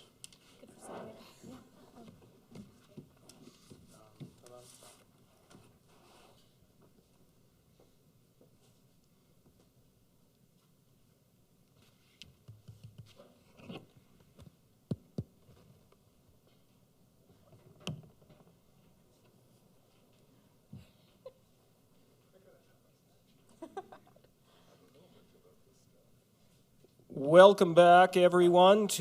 My name is Alan Ingleson, and it's my pleasure to moderate this final panel. We're going to start off by having our panel members consider 2 questions, and then if there are any burning questions from our audience, we will open up the session for questions from our audience, including those online. So the first question that I would like to pose to the panelists is, what are a couple of key messages that each of you would like to share with our audience concerning inspections and/or investigations? And I would like to start off with posing this question to Jennifer. 2 key things, okay. First, I think in the context of both, that I think clients and companies, whoever it is that's facing an inspection or investigation, have a tendency to go it alone at the beginning stages. So what I see as a lawyer is I'm brought in, or my colleagues are brought in, really quite far down the track. After employee interviews have already happened, they've been already audio recorded, and I find out about that. So when an inspector arrives at a site and is starting that compliance process, or you're into the investigation stage, wherever you are at, we always advise clients to at least go to their in-house counsel, bring this to their attention, don't go it alone, make sure the company's aware of all facets of what's going on, and then if the external counsel needs to be brought in, they can be brought in. And then second thing I think is in the context of investigations and inspections, that I don't think you should be seeing the regulator as the enemy, and I have already said this early on in my talk. We should be collaborating. There should be a good, positive working relationship with the regulator. That's the point, and that's how you avoid a lot of these messes. Thank you, Jennifer. Now let's turn to Heather in terms of the federal perspective. Thanks very much. So first point for a takeaway is on outputs, counting outputs of inspections and investigations, and what that means. So as you may have gathered from my presentations from the past couple of days, we're trying to push some innovations in Environment and Climate Change Canada in the way that we do our work. What I'd like to see is that we get a lot better at targeting. We actually do fewer inspections, but those inspections bring back a higher rate of non-compliance because we've done the analysis up front. So we're doing a lot more focusing on where we think the greatest harms are. And I want to see us working on bigger files. Bigger files take a longer time, but they only count as one. There have been some fantastic files we've brought to court that have taken years and have had a great environmental outcome. If you're simply counting outputs, they count as one. So if we get to do all the great work I want us to do, what's going to happen is our inspection rates are going to go down. The numbers of the investigations we do might actually go down as well, but I think the overall environmental outcome will be much better. So for those of you out there measuring us, don't just count things. Look at what's behind that and see if there's actual value happening behind that, which is a lot harder to measure. It's harder for us to measure. It's harder for you to measure. But I think that's where the value really is. And I've mentioned Malcolm Sparrow a couple of times over the last 2 days. So I'm going to plug him again. I don't get any money from his books, but he's had a huge influence on my career. So there's 2 books I'd recommend you read if you want to understand the type of work we're trying to do. The first is called The Regulatory Craft, and the second is called The Character of Harms. They're both by Malcolm Sparrow. So second point to bring across is if you are a regulated party or someone who represents a regulated party, read Jen's paper and behave accordingly. I think that people underestimate how much the behavior of a regulated party impacts how we end up dealing with them. If you lie and you hide and you obfuscate and you obstruct, you will find yourself in court. If you notify and you're responsible and you exercise due diligence in advance and after the fact, you do whatever you can to mitigate the situation, you're likely looking at a warning letter. The difference between being a good corporate citizen and a bad corporate citizen is something that we notice. And we're obviously going to try to reward good behavior and punish bad behavior. So I really appreciated your presentation this morning and would highly recommend that we all just do what she says. Thank you very much, Heather. Jamie, in terms of the Ontario experience, investigations and inspections and or 2 key parting notes. This is your opportunity. Great. One thing we did not speak about is the province has been moving towards something called modernization of approvals. What is that? Well, it's modern, of course. Many agencies are now, they've been doing this actually for decades. It started in the US, God bless the US, called permit by rule. And what it means is instead of you coming to the agency before you do something to get an authorization so the engineer can look at what you're going to do to see if it is all going to work out, you simply have to register the fact that you're going to be engaging in that regulated activity, and maybe you get a qualified person who is going to do X, Y, and Z. And so long as that qualified person is happy and everything else, and then you follow these rules, you can basically go ahead and do that activity. And therefore, you're exempted from the requirement for an approval. And that's obviously basic environmental law. Environmental law started with the notion of doing licensing, requiring you to come and get permission first, because they wanted to make sure that they look at your engineering designs and they would say, oh yes, but you're basically going to discharge it in the pipe. That technology will work. We're not just going to give you the number, we're actually going to look at it before you do it. As we move into the brave new world of modernization of approvals, it does put more burden on the inspector, because the inspector is then going in and that particular activity has not been reviewed by the agency beforehand. So a whole bunch of things come up. First of all, we haven't talked a lot about what is a good inspection. In the Safe Drinking Water Act, it's interesting, we didn't talk about this, it is one of the few pieces of legislation, you'll be happy to know, that we follow the American example, where it actually tells you how often you have to actually inspect a facility by law. That is usually, have you heard, we have a lot of discretion up here. We just give it all to the government. There's not a lot of structured discretion. But what it means is that it tells you, number one, what is an inspection? And the actual officials who go in have to have as much expertise as the people that run the plants. They need to understand the plants. And I want to get there because many things are coming in. When you pass a regulation, when you pass a new program, that's not the end of it, and governments usually think it is. Are the inspectors trained? Do they have the expertise to go in and actually do whatever inspections needed in order to check compliance with these rules in a real way? So I go back to the permit by rule thing. We need to look at what happens to inspections when you have permit by rules, and what kind of burden's now going to be on the inspection, because they may be having to check a bit more than just basically looking at paperwork, et cetera, et cetera. So that's number one, is what is the impact of that? And my favorite thing, which I can't shut up about, and I'm sorry, is really trying to broaden the toolkit. I just think that we have to start looking at civil remedies, administrative remedies, because I find at the end of the inspection, it's a bizarre situation.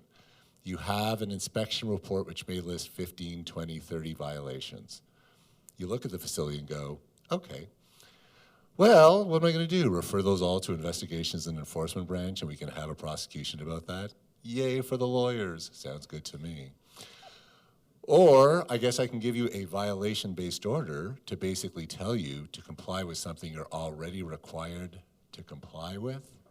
In the US, my understanding is what happens is they look and go, well, we can all look at the administrative penalty regulation and kind of figure out what sort of penalties you're facing. And if you fix these things within a certain period of time, guess what? There may be reductions, meaning you're using your civil administrative penalties to send very strong signals about the sort of behavior that you want. And so I'm hoping that we basically move towards those tools, because I think for the inspectors on the front lines, it's important to maintain a good relationship. And the one thing I've heard a lot about from companies is they want to keep that relationship very close with the inspector. But we have to be concerned about regulatory capture though, right? The inspector's not the friend of the facility. And I have to tell you, sometimes the facilities sort of refer to them in that way. I can work with them, they'll help me with a solution. No, they're the regulator. And that particular tool, I think, is important because it does say at the end of the day, this has to be fixed, it has to be fixed on time, and that penalty gives leverage in the compliance sort of negotiations. So we don't have to deal with it a year and a half later during the prosecutions, which goes back to investigations. I agree with Heather. Let's make prosecutions about the important cases. Bata shoes, that sent a huge message to boards of directors. There's another case called Aquatech Blue. Do you remember that one? That was, oh, look it up. That was a case where a company was falsifying chemical documents for a long time, and it took a large part of the investigation. You don't do that by just inspectors and that stuff. You do that by going back to the Intelligence Act, going in, finding out, what is the systemic problem here, and then seeing, what kind of behavior was going on that was passing under the radar the entire time.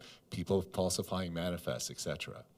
So it basically, going back to the investigations, is allowing the investigation and the prosecutions to be used for those types of cases that you want to highlight, that type of behavior is going to be found. Because I was talking about this with Owen before. I don't know, maybe the corporations in Canada are really honest. And maybe we don't have that kind of wrongdoing going on like you hear in your cases, the deliberate wrongdoing. Maybe that's the case. We're Canadians. We don't do that kind of stuff. I don't know. I think some of it may be going on, and I don't know if we're doing a great job in uncovering it, if it is. Anyhow, that's a lot of things. I'm sorry. Thank you. John, in terms of the U.S. experience, what do you... One thing I'd like to, before I actually mention the two that I had in mind, I want to mention, keying off what Jamie just said, that in my paper, there's a footnote, I believe, to a reference about prosecutorial discretion. And how in the U.S. the distinctions between the criminal sanction and the civil sanction and even the penalty assessment kind of minor civil sanction are not readily distinguishable when you look at the laws, because the same words are used to describe the conduct that could be enforced either criminally or civilly or through some other civil kind of minor civil enforcement measure. The footnote, as I said, is about prosecutorial discretion, but particularly what I wanted to point out to you all is that if this is a matter of interest to you, the author of this law review article, David Ullman, U-H-L-M-A-N-N is his name, has written extensively about environmental enforcement history and practices in the United States, some of it very cutting edge. He has created a task force of his law students at the University of Michigan Law School to evaluate how what are all the circumstances that cause regulatory agencies and prosecutors to file criminal charges for particular kinds of conduct and not for others. And to key off on what Jamie was saying, he identified 4 areas that should be reserved for criminal enforcement as opposed to other kinds of conduct. And the 4 areas were where the violation results in actual and serious environmental and or public health harm. The second situation is where the actor, the violator, is operating outside of the regulatory system altogether, either in parts or in whole. A rogue operator, in other words. Someone who is constructing equipment which is going to create emissions without any permit or without even attempting to get a permit. Somebody who doesn't report at all, that kind of behavior. The third category is deceptive or unfair, intentionally deceptive or unfair behavior, or behavior which you would know is going to be regarded as deceptive because it is designed to fool regulators and to fool the public. So falsification of records, doctoring, monitoring reports, that kind of behavior. And then the fourth category is repetitive wrongdoing, where you're where it seems like you're clearly dealing with an actor that just can't get it right. And when it doesn't get it right, it messes up in a big way. And so Ullman's idea is other categories of wrongdoing should not be prosecuted criminally.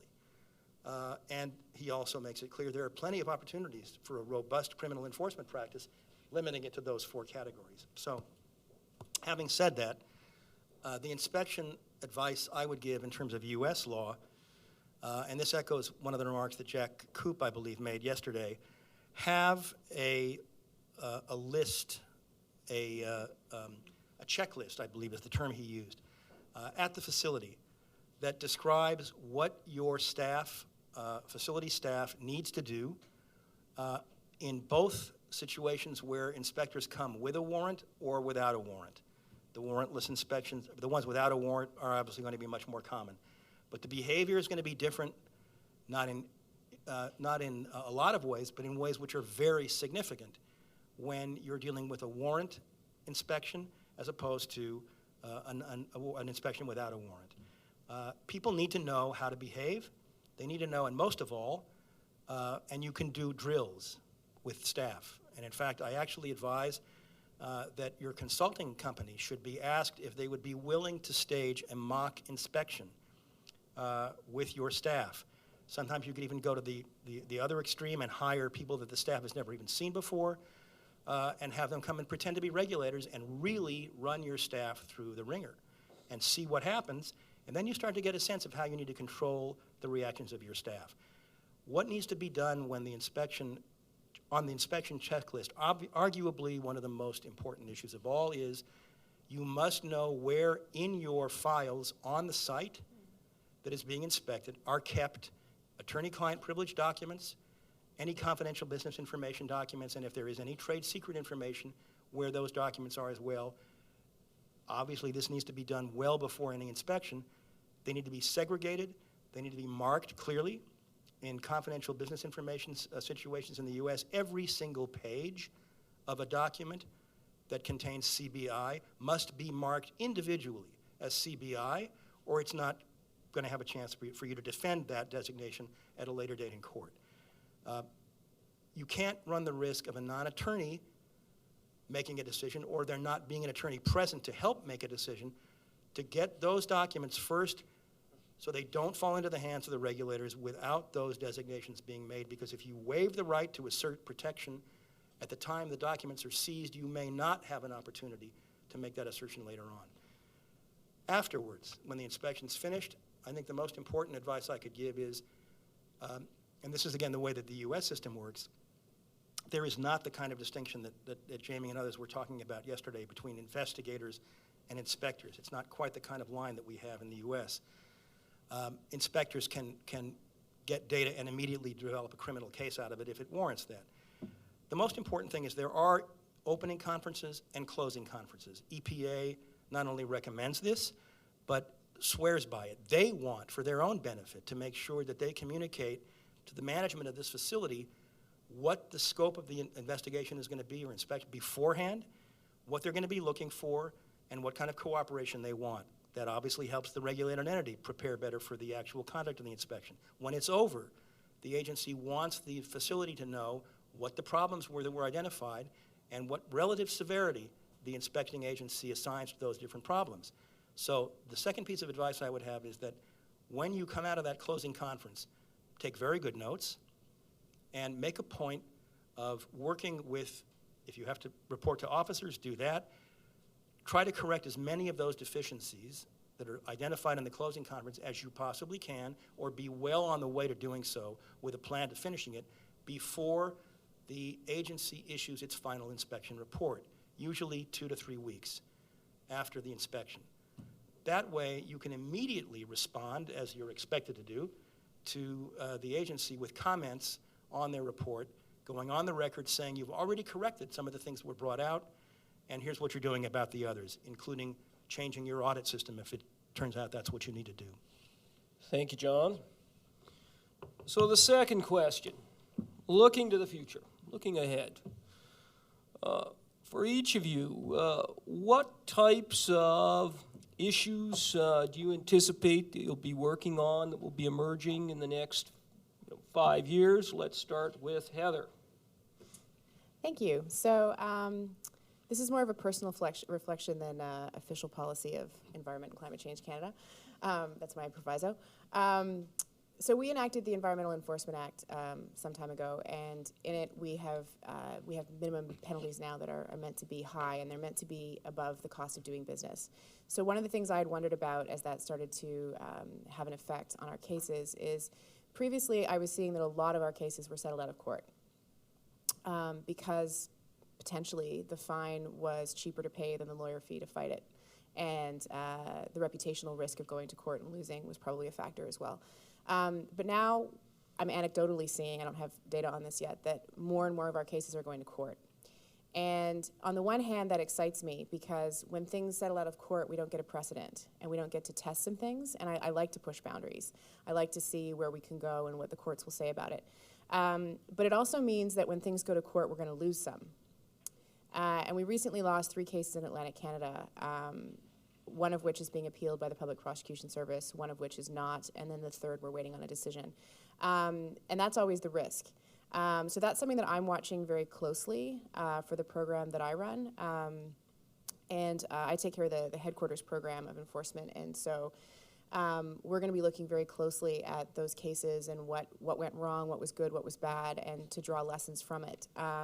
So that's something that I'm looking forward to with some excitement and some trepidation. But I think even the losses, I bet you they're going to be some of the best things that ever happened to us, because we're going to take a lot from that and learn from it and get better. So on the one hand, I was a bit disappointed with the 3 judgments we got recently because I don't like to lose. But I think we're going to get a lot stronger out of it and come back fighting.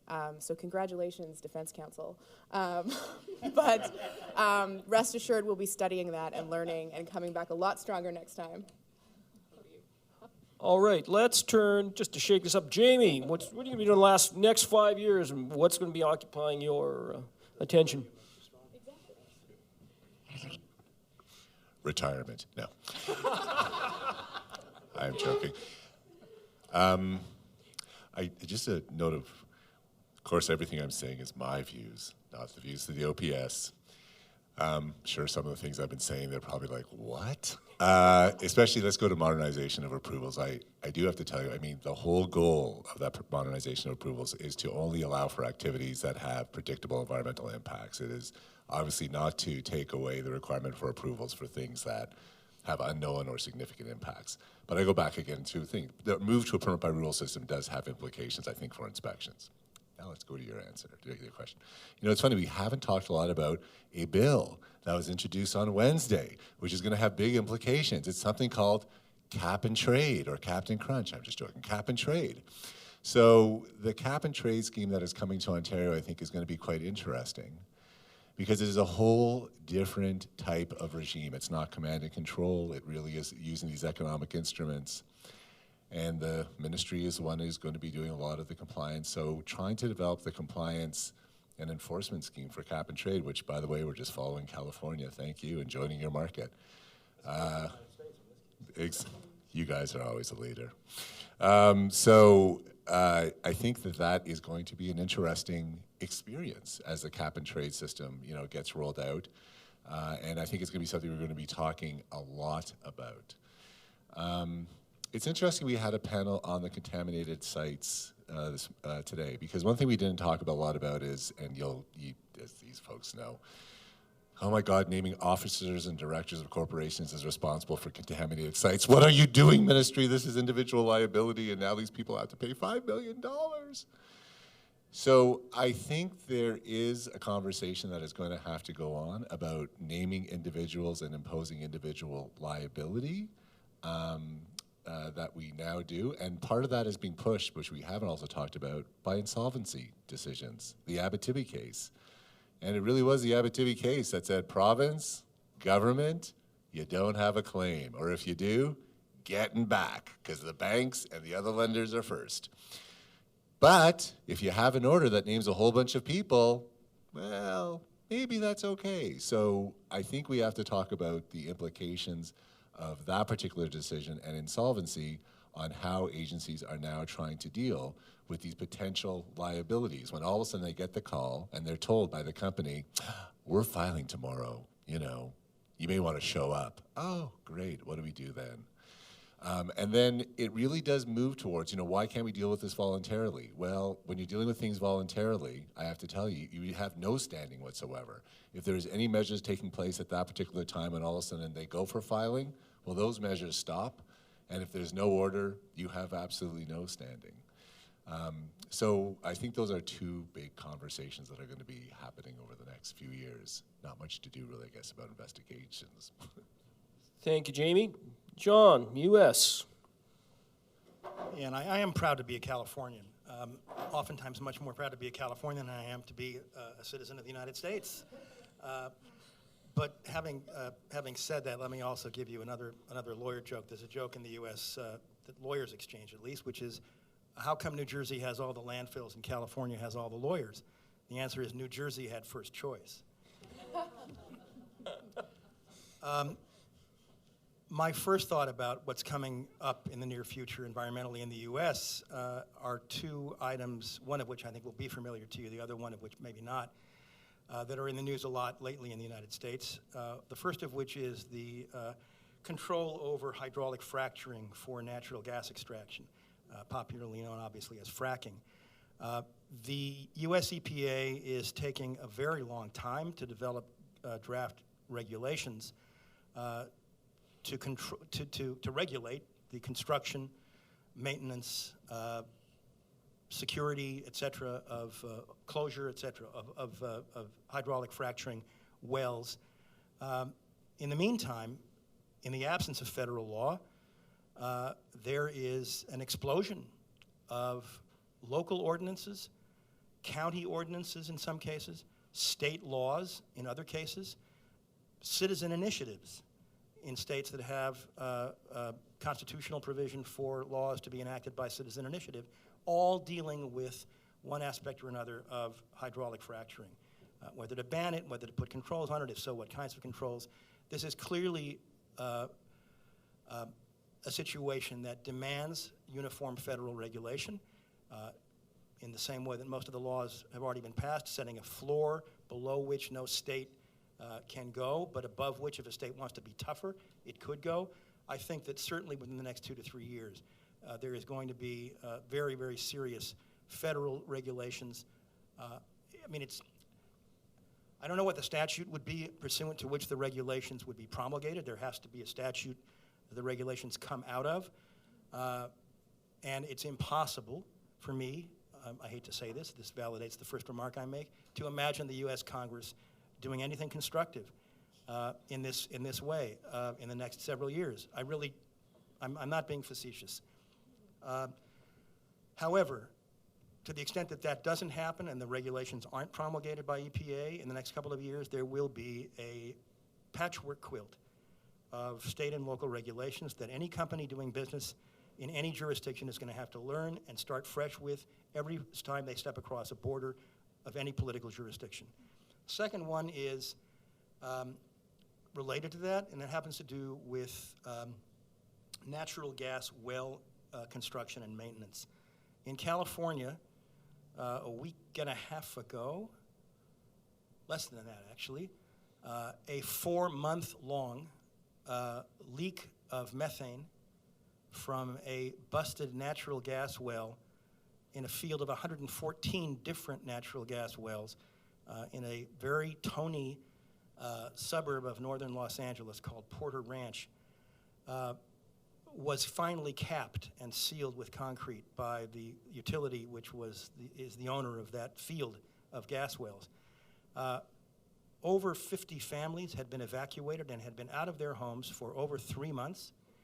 Mercaptan is the chemical that is added to natural gas to make it odorous, so that when there are leaks, they will be detected as quickly as possible in order to cap them, to stop them. No one, as it turns out, I didn't realize this, I've known about mercaptans for a long time, no one has ever done public health studies on long-term exposure to mercaptans. And that is in fact exactly what has happened to these residents in Porter Ranch, and the health effects are completely unknown. It also turns out there is no uniform regulation of construction, maintenance, closure, et cetera, financial responsibility requirements for natural gas wells. This field has 114. They're over 40 years old. None of them has backflow valves. States are now scrambling, as we speak, are scrambling to enact regulations to control methane releases from natural gas wells. Again, and the EPA is also in the process of fast-tracking regulations. The last thing I want to say, though, is, and I'm going to sound like a doomsayer that I don't like to be perceived as, but I was telling somebody that when I give talks on the Russian environment, I start off with a doomsday statement and then come back from it. The doomsday statement is that the wisdom to recognize and halt follows the ability to pollute past rescue. I didn't know I was Oedipus until after I had fornicated my mother and killed my father. And my lesson, and in Soviet experience, it's different from the US or the Canadian one, is that you can't embrace that attitude that you've passed the point of no return. Otherwise, there's no point in doing anything. You have to believe that there is always hope, that you can always make a difference, that you can always mitigate the damage that's out there, if not stop it altogether in some other way. The problem is climate change that is happening much and more rapidly. Florida is in fact flooding regularly. There are square blocks in Dade County, Florida that are underwater virtually all the time. That's brand new. They can't pump it out. It's coming up through the geological formations that the city is built on. It's here, it's real, and as this gets more pervasive, without talking about what climate change mitigation needs to be, my concern is that the resources we now devote to Clean Water Act, Clean Air Act, hazardous waste management, wildlife, natural resources, are going to have to be reallocated. Those resources are not going to be available in the same ways, in the same volumes that they are now for the kinds of what we consider routine environmental enforcement and management and protection activities.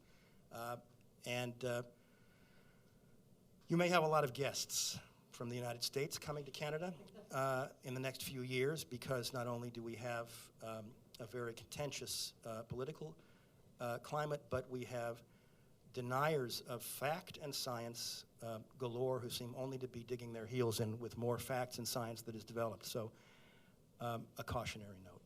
Thank you, John. Jennifer, as a practicing lawyer. Okay, so I'm going to agree with Jamie that I think we're going to see a discussion that's going to need to happen on the naming of Ds and Os in orders. What we're seeing, and it's just even in the last couple months, as Defense Counsel and as Counsel to Companies appealing orders to the Environmental Review Tribunal in Ontario, it seems to be right of course now. Whenever an order comes our way, or our client's way, Ds and Os are named, including General Counsel, in-house General Counsel being named on orders. Seen it a couple times. And that's just in the last couple months. Yeah. We'll talk about this. Yeah. This discussion will need to be had. It's the primary concern, obviously, to companies not just in the insolvency context, but outside of it. And this was not a company that is having any going control issues. Publicly listed company, doing well, still had Ds and Os and general counsel named. So it's a concern, and it's something that I think we'll be dealing with a lot more. And then I guess the other side of the fence for us is in the civil litigation realm with contaminated sites, we might see a good deal of action on Section 99 of the Environmental Protection Act, so the statutory spill action, which just recently with the Ontario Court of Appeal and the Midwest and Thornton decision gave a lot of teeth to. So yes, they did. So, and not only, you know, the Ontario Court of Appeal recognized it's a no-fault provision. It doesn't rely on negligence. You don't have to prove all the messy elements of the causes of action of nuisance and trespass. All you have to show is that the polluter, was the owner of the pollutant that was spilled at the time of the first discharge, or is the owner of the property at the time of the first discharge, and you, neighboring property owner who was affected adversely. So it's going to be interesting. That might change a little bit of the landscape in terms of contaminated sites litigation. Query as to whether historical contamination can constitute a spill. That'll be a subject that will get a lot of play. And I have a case dealing with that right now. Thank you, Jennifer, and thank you to all of the Thanks to Mr. panelists in Janet. terms of these questions. Now, we'd like to open this up to questions from the audience. Any burning questions online here? Just a sec.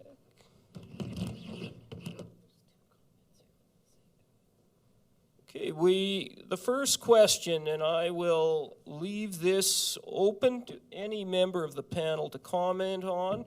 How do we ensure that evaluations of sectoral compliance take into account how the economy is changing, i.e. growth of the service sector, new industries, related green economy, the 3 Rs, energy cons? Who would like to respond? Jamie. Is this on? Yeah, I think so. Just a quick rejoinder about the Court of Appeal case. And then we'll get to the answer. Okay. That really was a cause of action that's established by Part 10. The only thing the court was doing was recognizing what has not been used a lot, which is a cause of action, which is very significant. There's no doubt about it. That spills part passed by the minority government, well, not passed, but actually put in force by, remember, the good old NDP, Liberal. So that just gave effect to what was in the statute. I think the big thing was, and the Court of Appeal, without any sort of argument really on that, was said, oh, yes, officers and directors are part of owners of persons in control of pollutant, and just confirming what those decisions. Let's get back to your thing. You know, for the sector thing, I think when you're looking at compliance, it goes back to the way you look at it. What this person, I think, is asking for is, when you're looking at compliance, if you're talking about the regulated firm, okay, well, that is the actual going to the firm and checking off they're meeting their requirements. When you're talking about a sectoral approach, that's different. And I think that's the regulator already does that. They understand when there is hardship taking place in a particular industry.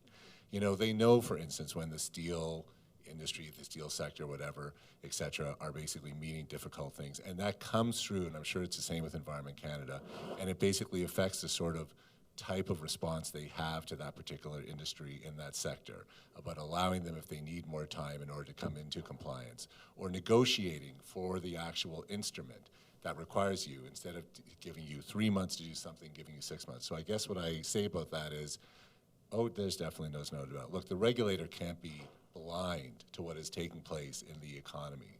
When it is difficult times, they understand that when they go in from that particular sector, and we know about this when you basically, in any sort of situation, that they basically have to approach that particular sector in a particular way. So I think that's already incorporated some of the decision, but I just want to make that distinction from that's a sectoral approach versus when you go into the actual firm, that's looking at the file, these are the requirements they have to meet, what are we finding? And that informs then the response once we found the violations, right, for that particular sector.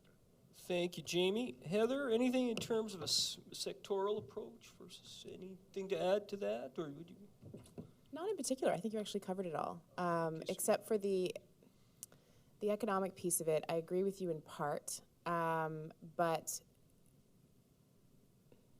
I think that needs to be built into the planning, particularly around natural resources extraction, that there will be a boom and a bust. We talked a little bit about that over the last couple of days. I'm not going to go further into it, but it is a reality. It is foreseeable.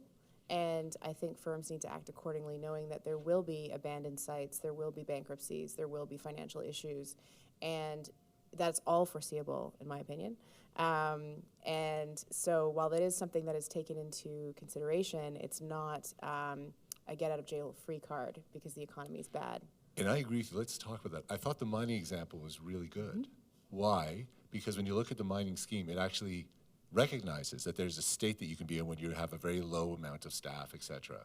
And that is true about many industrial associations. Things get mothballed. But just because an operation gets mothballed doesn't mean your environmental or compliance requirements have to be, and that is foreseeable, and that's not what I'm getting at. But you're exactly right.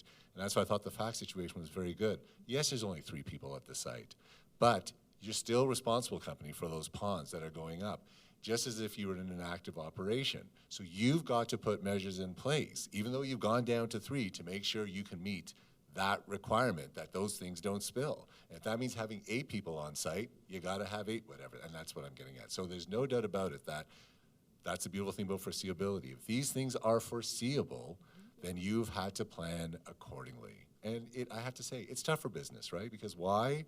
To plan for those things means taking money out of the bottom line when you're working in areas that have really close margins and trying to explain that to shareholders, et cetera. I get that. But that's what the law tells you to do. You've got to plan. If you don't, that's when all of a sudden the officers and directors, et cetera, who are named on the order are wondering, why am I named on the order? Well, did you make the right decisions around the board of directors table? And that's why we have good lawyers like this to tell them to make sure they do. Thank you, Jamie. Anything to add to that? Either John? Just one quick thought, because as you're talking about mining issues in Canada, what I'm thinking about is and I think I talked to Jennifer about this in the break, the number of coal companies which are declaring bankruptcy in the United States or are in situations where the word about considering bankruptcy is getting out is increasing with a speed that I've never seen before. I'm not familiar. I don't do mining law. I haven't done mining law, so I'm not certain if there are any financial responsibility mechanisms in place with relatively new operating mines. But it occurs to me that where you know that a particular sector is financially stressed, where you can see across a spectrum of permittees or operators in a particular sector that they are all having some similar problems because of the economy. And you do some more due diligence, you call them in, you talk to them, you determine that they really are taking in water at a rate faster than they can get rid of it. Then I think it's time for I think it's imperative, frankly, that a regulatory agency look at its statutory authorities and determine when and at what point ought it to intercede and appoint a receiver or seek court approval to have a receiver or a trustee appointed to take the responsibility for prompt action and necessary action out of the hands of a business that is no longer able to discharge its responsibilities and threatens the environment as a result. Thank you, John. Anything else? I think everybody's covered it. I think one thing, and a colleague of mine, Dan Kirby, who's now retired from the firm he did, he would always say, why isn't, taking it outside of the sectors that have financial assurances, usually at the very beginning before they can get their approval to operate, like mining, why isn't this happening at the front end where, to get the approval and the permits, there's more of an FA required up front so that at the back end, when the crap hits the fan, there's money there. I just want to let's comment, because I think it really is important with environmental law, right? Like, why isn't there that big pot of money to basically draw from? Let's talk about that. So, the application comes in, and let's say you have a really rigorous financial assurance guidelines that tells you how to calculate those liabilities, and the number comes out to be $25 million. You mean it's going to cost $25 million on top of everything to open up that plant? We need those jobs, you know, et cetera, et cetera. So I guess what I'm saying is, well, you know what I'm saying. You know, if we really are going to start seriously calculating these environmental liabilities on the front end, we better be ready for the real price, you know, and that means that to open up that, oh, you mean this company can't open up the plant? No, they may not have the wherewithal because it's going to cost $25 million for a line of credit which gets taken away from their bottom line and it's over at the province and they can't get it back until they completely clean up and then they can, and it's difficult to give that message to the politicians, et cetera, or whoever. And so I am all in favor, believe you and me, of getting boards of directors and everybody to basically calculate the environmental liabilities. The problems are, number one, trying to basically calculate them in an accurate way, and number two, really ready to stand by the number and say, it's $25 million, so if you can provide that check, you can get your environmental compliance approval. Thank you, Jamie. Second, and this was a comment that I'd asked particularly Jamie and Jennifer to comment on, permit by rule was first implemented for composting and waste transfer sites as part of the Ontario's 3Rs regs promulgated in 1994. And the comment is this wasn't entirely successful because lawyers in Ontario didn't understand it. Would you agree with that, Jamie? I guess I need to understand, it's a good question. The 3Rs rules that came in, my understanding is really require these sort of recycling plants, et cetera, and that stuff at different commercial industrial facilities. The actual composting operation itself, where they emit odors and all that kind of thing, my understanding is those are still under Part 5 environmental compliance approvals. So, and I'd have to understand, I'm sorry, I do a lot more water than waste. But let's talk, okay, so let's say there are certain things. So I think the main operations that still cause impacts to neighbors, I think are still under a Part 5, well, they now environmental compliance approvals, but it used to be Part 5 approvals. Jeremy, you can tell me if I'm wrong. But when it does come to permit by rule, and because the lawyers didn't understand, let's be fair, it's not just the lawyers that need to understand, it's the operators that need to understand the rules. The lawyers are just one thing.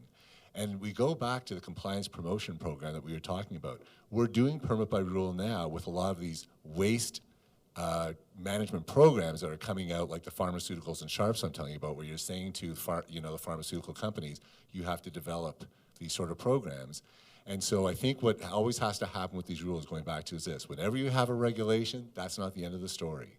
The question is, what's your communications plan, as much as lawyers hate to talk about that, in order to make sure that folks understand? And it's not just sending out a letter like the one we talked about, but it really is going to the facilities and sitting through, because those people are not going to read the regulation, but actually making, I hope they do, but you can tell me if they do. I don't know, do they read the regulation? I guess you can tell me.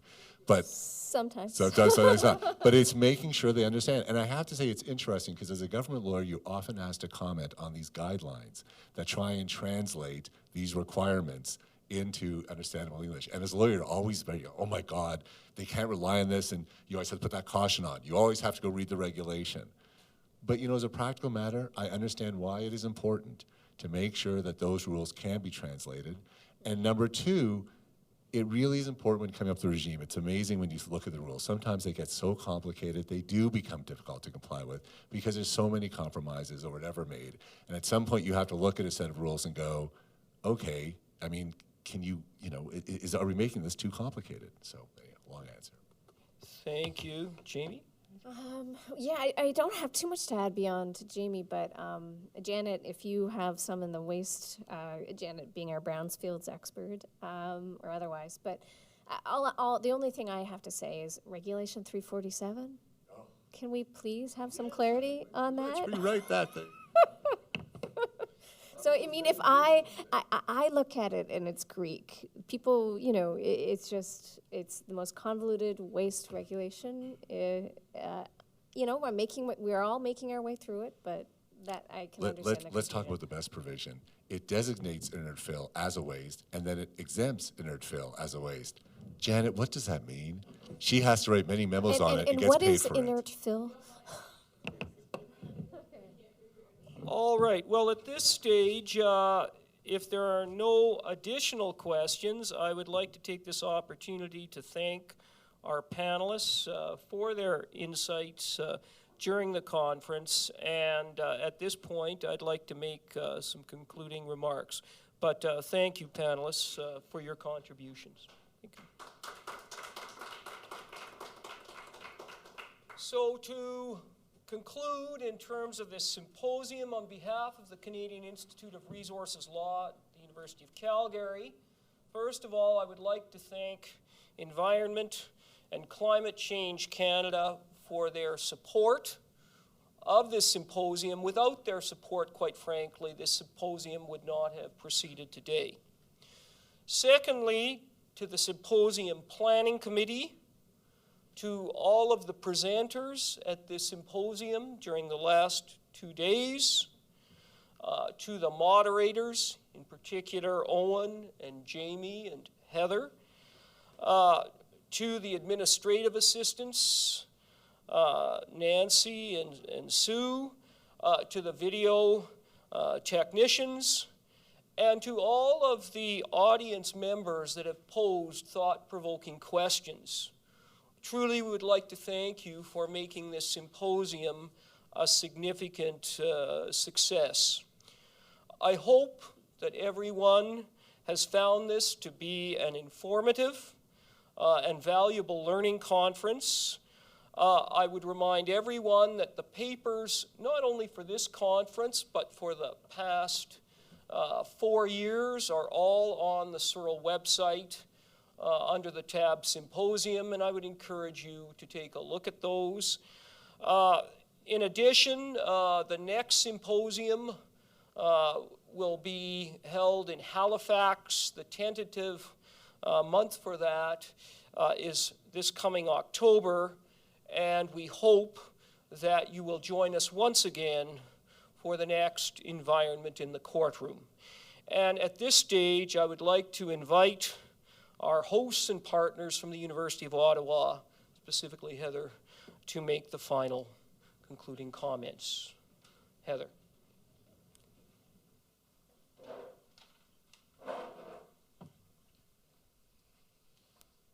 Thank you so much, Alan. So I think thanks all around. I'm just not going to repeat what I'd planned to say. To thank Sue and Nancy, Alan and Owen for all of their help as well. Kenza, our assistant here at the center, was a big help to us as well, and for the tech support that was excellent. It's been an honor to have everybody here at our home at the University of Ottawa. I think the format of this session has been outstanding. I heard actually another participant yesterday saying that was one of her favorite parts of the back and forth between the various sort of stakeholder groups was really enriching and a lot of fun. And the questions and participation, both in person and online, have been great as well. So we thank Searle for their collaborative approach to all of this work, and we look forward to the next one in Halifax. Thank you so much on behalf of the University of Ottawa.